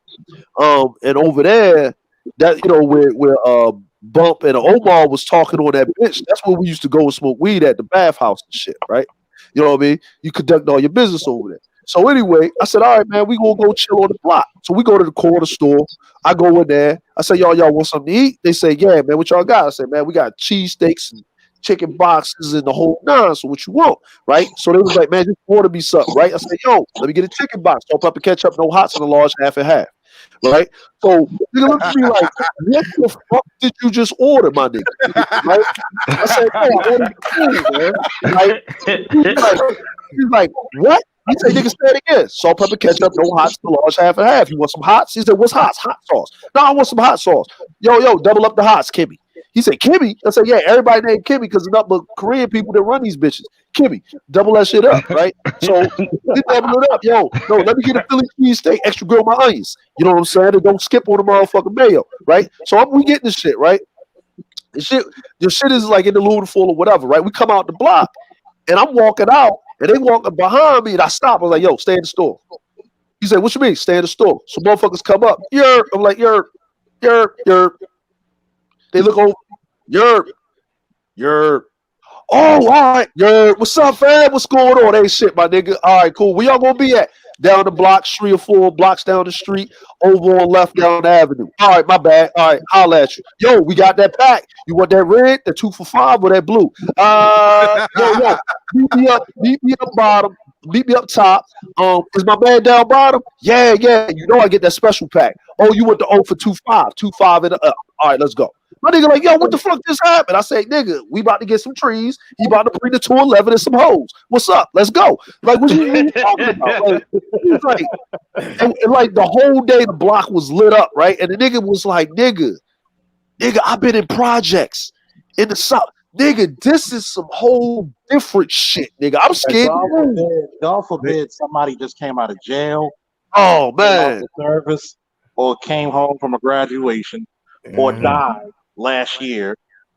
Harper Road will become Ho Road. I mean, you will see motherfuckers double park. When I mean double park, like how the fuck do you park a car on top of a car? Nigga, like, niggas, yo. So I took these niggas down to the I took these niggas down to the docks, right? You know what I'm saying? I took these niggas down to the docks. So we go to the docks and shit, right? On a Friday night, right? Yeah, we went out on a Friday night. You know, first Friday. Yeah. I took them Saturdays unless you part of the alphabet group. Yeah, like we went down to Zanzibar in DC on Saturday. I took them down to DC. Yeah, get them Howard University, women, you know what I'm saying? Get the Howard bitches. Yeah. Yo, get them alphas down there and shit. So we sit there, and I say, yo, when we go in this motherfucker, right? I told him, I said, look, nigga, when we go in here, it's BYOB. Bring your own bottles, bring your own blunts, but don't bring your own bitches. All right. So we gonna go in this motherfucker. We go, y'all stay on my hip, my nigga. Right. So I go in there, I do the pleasures, I see my peoples or whatever. I said, all right, check this out. He said, what's up? Even though this is my hood, right? This club is church. Okay. So anybody from any hood can come to this church, right? Now, there's different sections of this club. Depending on the hood you from, you need to be. Okay? The DJ will direct traffic to the dance floor. When the song comes on from that particular hood, right, you are allowed to be on the dance floor. You are not to be on the dance floor when you're not from that particular hood, or you will get stomped the fuck out. If you get your ass whipped, they will throw you out of the club. They do not throw the niggas out of the club that whipped your ass. As a matter of fact, you got to tell them the truth. After you get your ass whipped by the people from the neighborhoods, the bouncers will proceed to whoop your ass. Exactly. And then but if you hear a nigga yell, I'll be back. Run. Grab your bitch and meet her at the IHOP. See, people don't understand when I say that shit. Which is now a fucking put that IHOP on York Road is now a fucking it's a car rental place. Yeah, man, that IHOP was bad. Look, niggas, the shit was so crazy, man. My niggas was in there, and then they just turned to hip hop music. And then when that B-more club music came on, because we always used to play it, but they used to play that screwed and chop bullshit, right? Yeah. So you always used to play it, right? They couldn't understand it until they saw these bitches start dancing this shit, right? And they said, I see why y'all listen to this shit, nigga. I was like, yeah, nigga, you gotta. He's like, this, goddamn it, right? So we in that motherfucker. We get the fuck out. And just to interpret that for you, proper speaking folks, Baltimore is where low key twerking started because of club music. Like, yeah, you have like never that. seen a girl dance until you see the Baltimore chick dance to club music. It is the most spectacular shit since Haley's Comet you will ever see. Continue. Man, see a bitch moving her legs 100 miles an hour. Yeah, Because, man. like, I remember we used to dance back. Well, I used to dance and shit. Like I used to battle all that shit back then. But now I don't know what the fuck going on no more. Man, this niggas doing. Listen, man, niggas like that shit. Like going to the club in Baltimore was like church for the streets. Like that was like the holy grail. Like my nigga hit me up. I ain't been haven't lived in the States in like almost 20 years. He hit me up and said, my nigga, I got something to tell you. I said, what happened? He said, and when your nigga hit you up, it was like somebody died because you could tell, right? Usually when you get that phone call, yep. Yeah, and I'm like, yo, what's up? He said, yo, they closed down the docks. Nigga, I teared the fuck up. Nigga, like, they closed the church. Matter of fact, it was so bad that the front page of the fucking Baltimore Sun announced when the docks was closed. That's how infamous the shit was in the hood. When Hammerjacks closed, niggas was like, look, when you was a kid growing up in Baltimore, you knew something, right?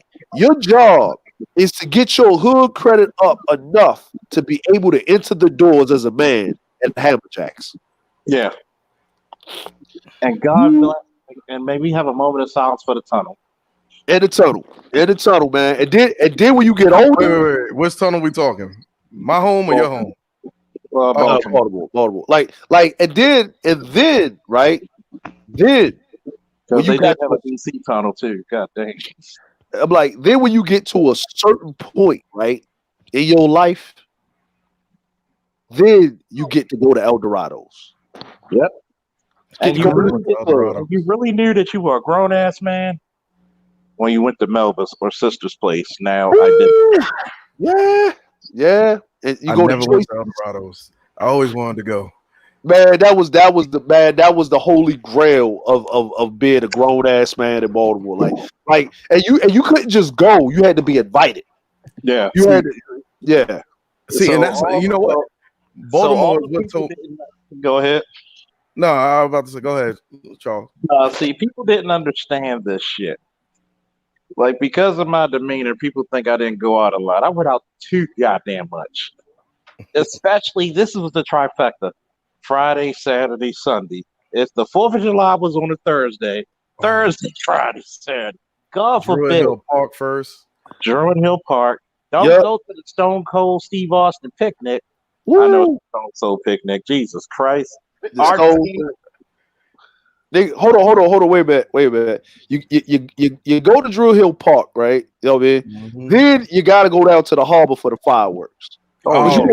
But you better travel with your niggas. And you better not be in the hood when niggas is beefing. I was on Emerson Avenue. Remember Emerson and Cherry Hill niggas was beefing? That major shootout down at the harbor and shit? You had the EA. which is Emerson Yep. Avenue, versus Emerson Cherry Avenue. Hill, versus the Hill.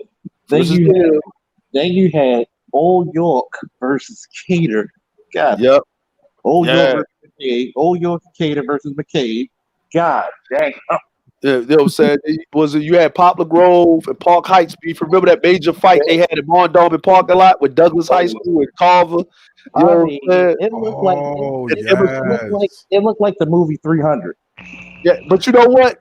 Guess what, bro? Like, all right, so I moved from Emerson Avenue near the village, like Irvington, right? Mm-hmm. But I went to school. I went to Dunbar. So I had to go all the way across town to go to school. But guess what? Guess what?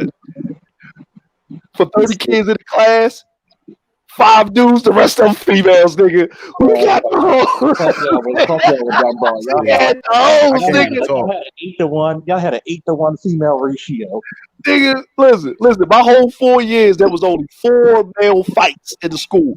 There was Wait. 50 Is that school like y'all went to school for like 8 hours straight or something like that? No. Dunbar. Dunbar was typically like medical. Yeah, it was medical, but we had all the sports shit on lock. Like we was the only like fucking city school to win a football title, like basketball. Dunbar's football team was competitive enough to meet some college teams. Yeah. See, okay. Because I went to Lot Raven. Yeah. See, I went to Lake Clifton. I'll be that name. Yeah, that was our rival school and shit, man. Yeah, it was like, see, Lake was the shit at basketball, but come to find out, you know, I guess I'm an urban legend when it came to wrestling, because motherfuckers were like, it was funny. I went to the tournament like a couple of years ago, and I came in uniform, so I had my name tag. So the coaches now used to wrestle with me and Dre back then. Yeah. They were like, wait a minute, you're Faulkner, right? Yeah, Mr. 171. They were like, yo, he told his team over here, this is at the tournament. He was like, remember that one motherfucker we used to tell you about? Yeah, that's that motherfucker. What year you went to? You went to state? Oh yeah. Yeah. What year did you go? Because like I'm one of my boys, Sean. I wrestled his last name? I wrestled between 1997 and 2000. Hold on, which Sean was wrestling? Was it Brown or? Huh? You said from Lot Raven, right? Yeah, from Lot Raven. Yeah. I remember I wrestled him. I wrestled him over at what was that damn high school that had their own water, Charles, over there? It was during the 90s. It was the 96 tournament. No, 97 tournament. Yeah, the 97 tournament. I was wrestling. It was Silver Springs. It was Silver Springs. It was in Silver Springs, the high school that had all that money. Like, the motherfuckers had their own parking spots, bitch ass niggas. You talking about McDonough? No, the other one. It was Riverdale. It was Riverdale. Yeah. So the Shaw you talking about, yeah, I wrestled him. I balled his ass up. Charles, remember that nigga at Crossface? So then I mean I can't kick your ass because every time I fought that motherfucker, they'll wrap my ass up. I had to do some karate shit to get the fuck out. Hated that motherfucker. Hey, Charles, remember the nigga I cross-faced and shit? That was funny. Nigga, I cross-faced that nigga into oblivion, nigga. it was so bad and so brutal. This is how I could tell wrestling now is different from when we wrestled, which was 20 years ago. Man, it was so bad because we used to have a standing ovation for who did the most brutal shit. Like, it was so funny because that's how me and Dre started to get cool, because during the tournament we would actually sit down and watch each other and applaud. Yeah, man. Like, yo, look, remember I had to wrestle that chick from City? That was not nice. Yo, I ain't no fucking that chick, man. Yeah, I ain't no fucking that chick, man. Like, no, because we had a down now. Like we had to joint fight. No, she was pretty as fuck, man. She was pretty as fuck. So this what happened, right? So they asked like the second round, then I went top, bottom, and neutral. Remember this, Charles? And I was like, "What do you think?" I looked at the ref. Everybody started laughing in the gym and shit. Like, what the fuck do you think? Yo. So she got mad, right? Because I just let her up in neutral, right? And then she tried to be slick and shit, right? So she tried to come around and she tried to do this weird ass fucking move. Like it's in wrestling, it's an embarrassing ass move. If somebody shoot on you and then they pick your ankle, but they make you flip over, right? So when she did it, I just fell back. Then she tried to jump on top of me. I just pushed her ass off me and shit, right? Like I got up and shit. So she came running at me again, man. And I fucking caught her ass in a front headlock and slowly choked this bitch life away. It is so funny because remember the first round of the tournament, and they had me wrestling because I won the 60 championship the year before, and I went up to 70. Yeah, and the dude kept poking me in the fucking eye. Yeah, I remember because that's the first time we wrestled. Yeah. And it was so funny. Yeah, because that's because when you was at 60. I thought it cut off. You cut off. No, because that's when you because the first time we met, we was in the locker room, right? We was in the locker room doing the weigh-ins. So when I walked in, everybody thought I was like at least like 189, like 190, right? So when I walked in and got on the scale, Charles was standing there, right? And his coach was like, yeah, that's their 160. So Charles was like, shit, right? And I stepped on the scale and I was 160 on the dot. So me and Charles, that was our first wrestling, right? Where we just had a war and shit, right? So I don't know how that would work. I think I got, like, we never pinned each other. I think that one I might have got a point. I think I got a point, but he got me back, right? So when we went to wrestle, when I was mad because I had to move up to 171 because remember that white boy died, I think, in McDowell. Yeah, because he was cutting weight too much. So if you was underneath a certain body fat percentage, you couldn't go down. That's when they started implementing that body fat regimen. Yeah, so I was like about 5% body fat, right? Was he one of those hydroxycut victims and shit? Dude was like, he was spit. He'd wear trash bags and the fucking starter suit, and he fucking dehydrated himself. Yeah, that's what happened. He because we would do that shit too to lose weight, but our coach told us we couldn't run outside the gym with it all. We had to stay inside the weight room, the wrestling room when we did it. So you know what I mean, because they was watching motherfuckers. So I moved up. I got forced to move up to 170, so I was mad, right? So when I saw Charles at 170, I was like, oh shit. And then the dude started poking him in the eye. I was like, man, he about to fuck this nigga up. Let me watch this shit. This about to be good. This about to be great. This about to be great, man. So what happened was he kept poking me, and I'm like, it was okay. I'm a competitor. If it's by mistake, I'm okay. But then you start noticing still poking, and I'm like, bro, do something. So I took his arm that he kept poking me with, and I put it behind his back and hit a double leg. And I broke his shoulder, elbow, dislocated his elbow, and his wrist. Yep, that was great. That was glorious. Shake his good hand. That shit was great, man. That shit. He had that damn ice pack on his shit. Had that big ass ice. That shit was great, man. That nigga poked me in the eye so much, my fucking eye almost changed colors. Yeah. Damn, like shit, man. Like it was great because you actually got to be aggressive back then. Now they got so many goddamn rules. You can't really do body scissors like that. Bro. Hey, remember I picked that goddamn white boy with a leg scissors? That was golden.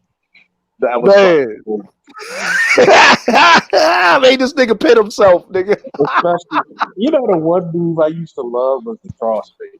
Oh my God. Oh yeah, crossface was people used to fear that motherfucker. Man, listen. I remember the fucking hey, Charles. Yeah. Hey, remember I gave that motherfucking white boy, man, from Overly. I gave that motherfucker Arn Anderson spine buster. Oh shit! Did he fall on the ground? What the fuck? Didn't he fall on the ground for Yeah. Did he fall on the ground like something was wrong with him? Yo, it was something wrong with him because when I spine busted him, right, I made sure my fist was underneath his kidney. Nigga, he pissed himself. Damn.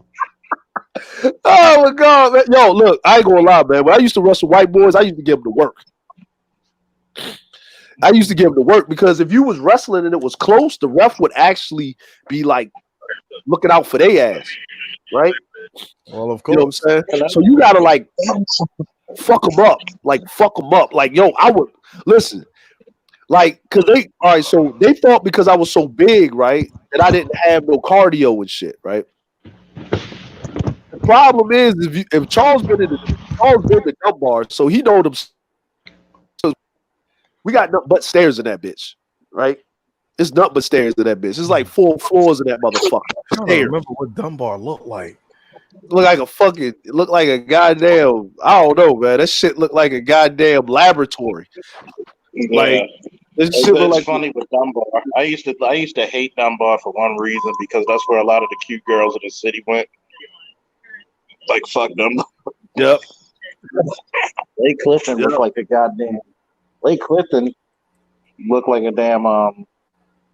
It looked like one of those big ass. Like it was one of the biggest schools in the damn country at one time. Yeah, it was. Yeah, it was like Lake Like one of those Clifton. small colleges and institutions.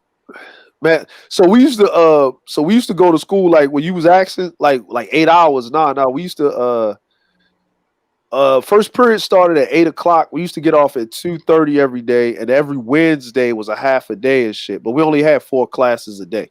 Yeah, that is the school. That's the school I'm talking about. Yeah, Y'all only we had had 4 classes.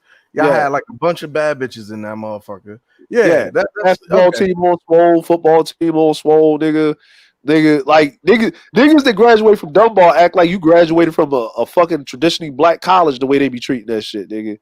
Niggas like I went to Dunbar. Like motherfuckers tell you quick, nigga, I went to Dunbar, nigga. Class of it's like for real. Like because we had that John Hopkins shit. So And then y'all had like a big ass area like across the it's a jail across the street from there or something like that, right?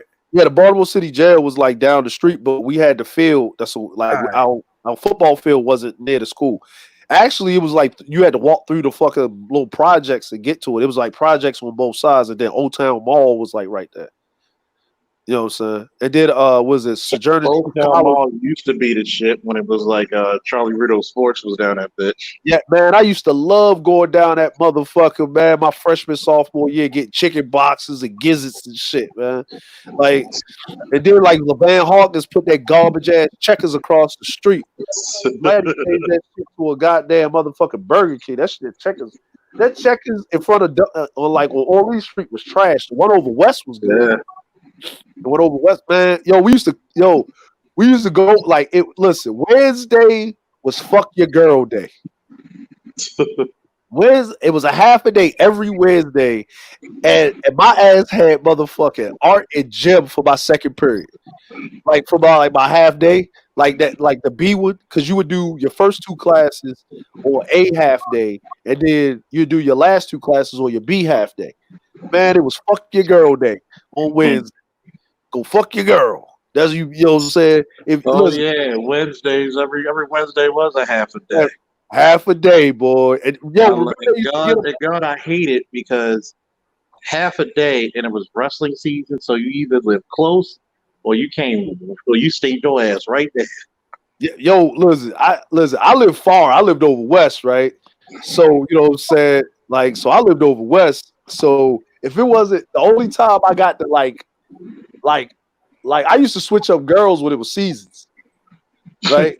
No, for real, I did. Like, because like I played football, then I went right to wrestling season. Then I did a little bit of track. Like I would show up to their meets and shit enough so they could keep their team because we didn't really have a track team, right? Yeah. And then because it was springtime, sundress season is upon us. Yes. You know what I'm saying? Yes, smoking weed and fucking bitches. You know what I'm saying? When most of the shit happened because every fucking springtime, shit start popping off. Oh yeah, nigga. Every spring. Nigga, you already knew after Easter it was about to be ordered popping. Yo, hey Charles, remember the school would get so hot it'll be a half a day and shit. You couldn't stay in school because the fans wasn't working. Nigga, we used to love that shit, boy. I can't talk shit about that one. Lock Raven was kind of posh there. Yeah. See. No, but like we had race wars. And it was only like 30 motherfucking black people in the whole school. Yeah, but soon as the snowflake hit, y'all motherfuckers cold, y'all clothes and shit. We up there busting our ass on black ice going to school and shit. You know, they used to tell us back in the day, 2 hours late, bring a goddamn shovel. Nigga. That blizzard I made so much money back then, though.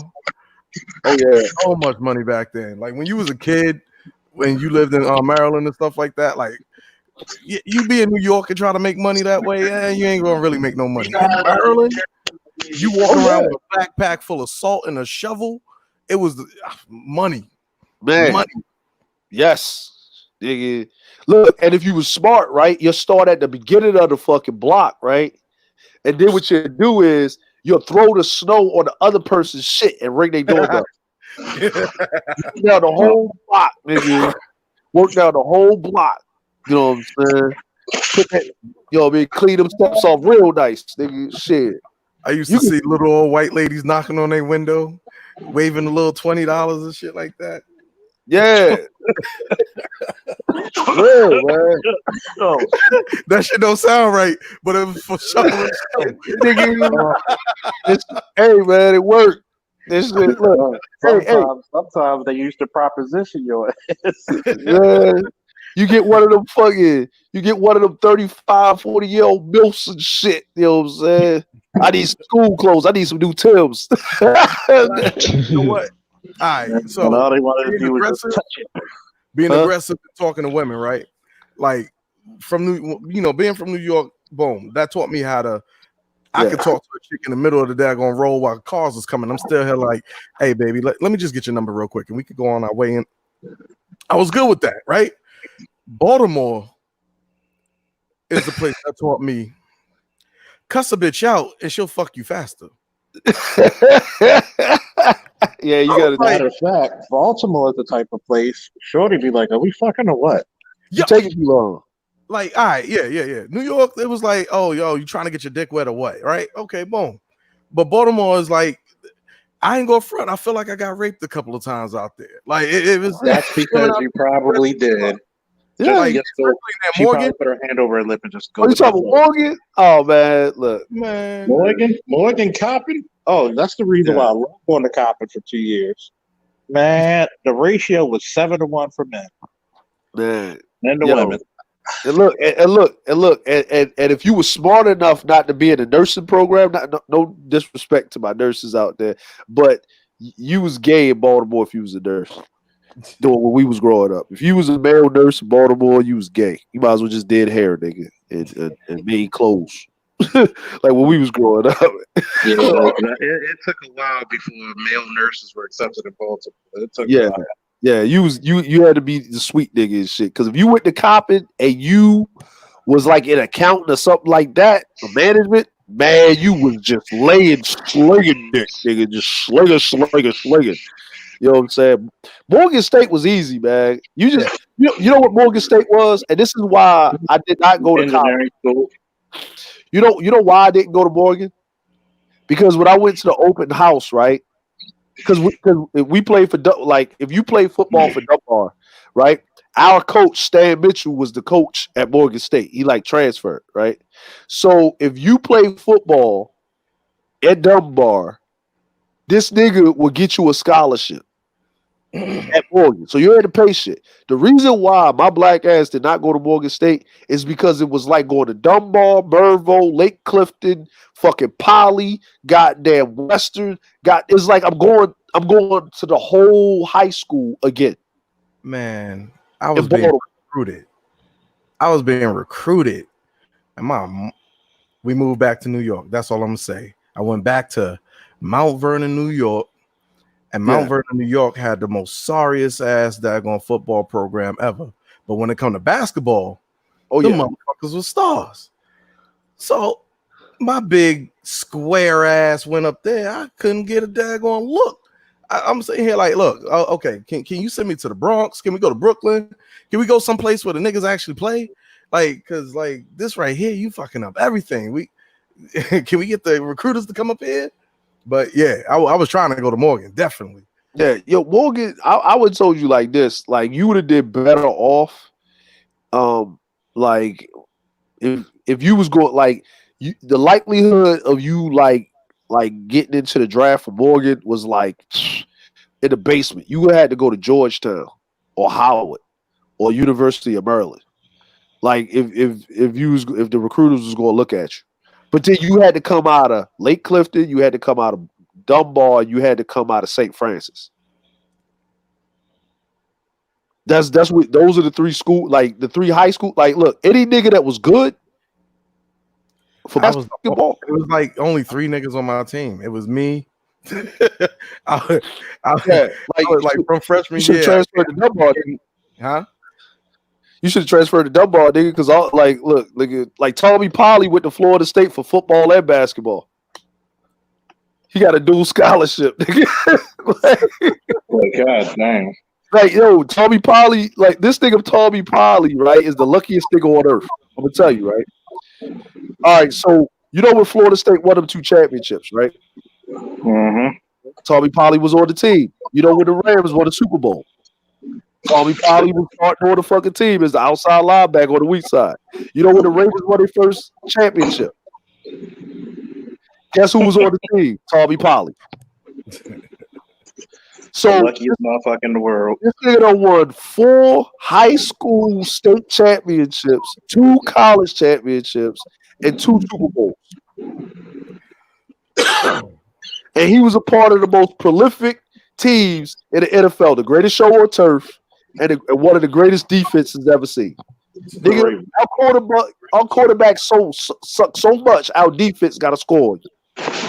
Like remember how here's another thing people didn't realize.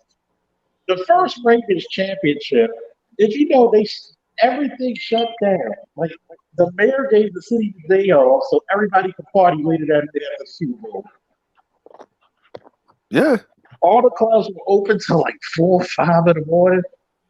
Like Jesus Christ. Our defense, like that is literally like one of the Hall of Fame defenses of all time. Like one of the greatest defenses. You had them, you had the Legion of Boom, you had the Steel Curtain. Yep. You had the Miami Dolphins, the Chicago Bears. The Chicago Bears defense with Mongo McMichaels and Frederator Perry. Yep. You had like, and think about it. When you had Ray Lewis, who was it? You had Ray. Yeah, Ray Lewis. You had Bullware, right? Had Ray Lewis, Bullware. You had Sir Goose. Sir, you had the Goose, and then you had man, Chris McAllister. Yeah, Chris. Yo, he was on the island by himself. That motherfucker was a wide receiver playing corner. Yeah, he was. You know what I'm the saying? Way you catch balls, Matt. Give me that. Yo, who was the we had 2 safeties. Who's the safeties? We had damn. Don't make me go on this computer right now and look. Don't make me go on this goddamn computer. Look. Man, I wish we had Ed Reed. But Ed Reed came like what, a year or 2 later. Yeah, man, that's what we had. Ed Reed, we would have shut everybody down. Like, yeah. Good almighty, that like, yo, you got to think about it like this, fam. We didn't score an offensive touchdown until the Super Bowl, in the playoffs.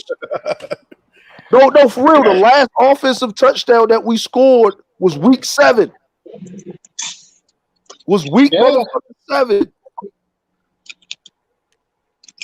Like that's how vicious. Listen, Nick. Listen, I was underway in the middle of the goddamn water, right? Like I was we was in the water. We was passing the Straits of we was getting out of Straits of Gibraltar, and we was going to Barcelona, Spain, right? Mm-hmm. And they, you know what I'm saying? They gave everybody that was from Baltimore engineering 2 nights off so we could watch the Super Bowl. Damn. You know what I'm saying? On the ship. But that's when you were an all male ship. You could do that. Let me see. Let me see. I got it pulled up. I think I got it pulled up. Shit. I remember when they used to talk junk, they was like, the Ravens just hire a bunch of criminals and what sayers, and they just let them run free on the football field. And we loved every moment of it. Yeah. Who we got? We had Max Holloway. Yeah, man. Like, nigga, like we had Peter Boulware. We had Michael McCarthy. Yep. And Delius Thomas. God damn. You had Ed Hartwell, Kelly Gregg, Yep. Of course, Ray Lewis, Rod Woodson. Everybody forgot Rod Woodson played for us that year. Yep, Rod Woodson. Yeah, Rod Woodson played for us when we won the championship. Yep. Shit. Pittsburgh was pissed. Pittsburgh was bad, boy. Like, went to the enemy. Pittsburgh was pissed at about. We had Quali Ishmael. Motherfuckers. Like, you went to. Yo. Yeah. Had Shay. Yeah. Oh yeah, he said, "What about?" Oh yeah, Tampa Bay. Yeah, Tampa Bay. Yeah, Tampa Bay too. Oh, Tampa Bay had a nice ass defense. They had a nice ass defense. Especially they had fucking Warren. Never thought I made it set, and that motherfucker was a ball. Plus, he had good speed for his size. Yeah. But the one thing about the Ravens defense, you were guaranteed to get at least 17 points from their defense. Yeah. You go get 17 points. We had a higher percentage of points as a defense than some teams had as an offense. Yep. Don't throw that ball, nigga. Nigga, listen, nigga, what is it? Who was the tight end, man? It was Shannon Sharp and Todd Heap. Mm-hmm. Todd Heap, boy. That was Gronk. That was Gronk before Gronk, nigga. Yeah, Todd Heap doesn't get the credit he deserved, man. He put his life on the line. Yeah, that nigga, boy, that nigga Bowler used to set that man up for failure, boy. Yeah, man. He would catch balls that you never think would caught. Oh, we had Jermaine Lewis. Yep, had Jermaine, Jamal. Man, remember Jamal ran that 300 yards, man, on Cleveland? And you would never think somebody that big and muscular could run like that. Yeah, he got a fucking he got that CTE shit, bro. He doing bad, man. Oh man. Yeah, I saw a special where he say some days is better than other days. Like he got it bad. Why? What? Too many hits? Yeah, he's too many hits, man. Too many hits. He say he be forgetting shit sometimes. He got to call his wife and shit so you remember what he doing. Yeah, he said. Oh shit! That's the one thing about that hard hustle shit. Yeah, Mo Williams, Eric Williams. Yep. Yeah, Ricky Williams got his ass out of that motherfucker. That nigga like, nope, I'm smoking this weed. I'm out. He's rich right now, probably. Yeah, he's damn muscle. Yeah. Like Ricky Williams said. All right, fellas, we're about to wrap this up. We're gonna start with words from Light Bearer to Underrated One, DeAndre, Chaos, and myself. Go. Welcome to a new world, people. We're about to engage in the age of Aquarius. I ain't got this shit written down and I ain't got a thought about. He just hit me up with this right now, but you better get your shit together because if you cough, nigga, you dead. I'll holla at you. That's all I got to say. Underrated One, would you like to give some final words?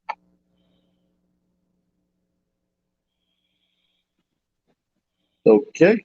Underrated might be sleep. DeAndre. And don't forget to subscribe to DeAndre's channel as well. Yo, good looking. Woo. The Charles fault. Europe to everybody. You know what I'm saying? Appreciate you, man. Chaos and everybody. lightsaber and Lightburn, my bad, underrated one. You know what I'm saying? Thank you for having me on the panel. You know what I'm saying? First, been a while since I've been on a manly panel other than being in our own little section. You know what I mean? Salute to the nation. Ebon Noblesse. Salute to the black nobility. Peace. Chaos. Would you like to give some final words? Chaos? Okay. I guess I'll give my speech. And over here, we are respecters of persons. We are actually gentlemen, scholarly, and downright niggerish. Never ever say that you want to bring smoke to a man who obviously has heat vision. Never ever come and start drama when all I want is peace, because then I'll be forced to give you nothing but war, and I am, yes, the God of it. Be merry, be blessed, be prosperous. Woo! And we're out. Woo! Peace.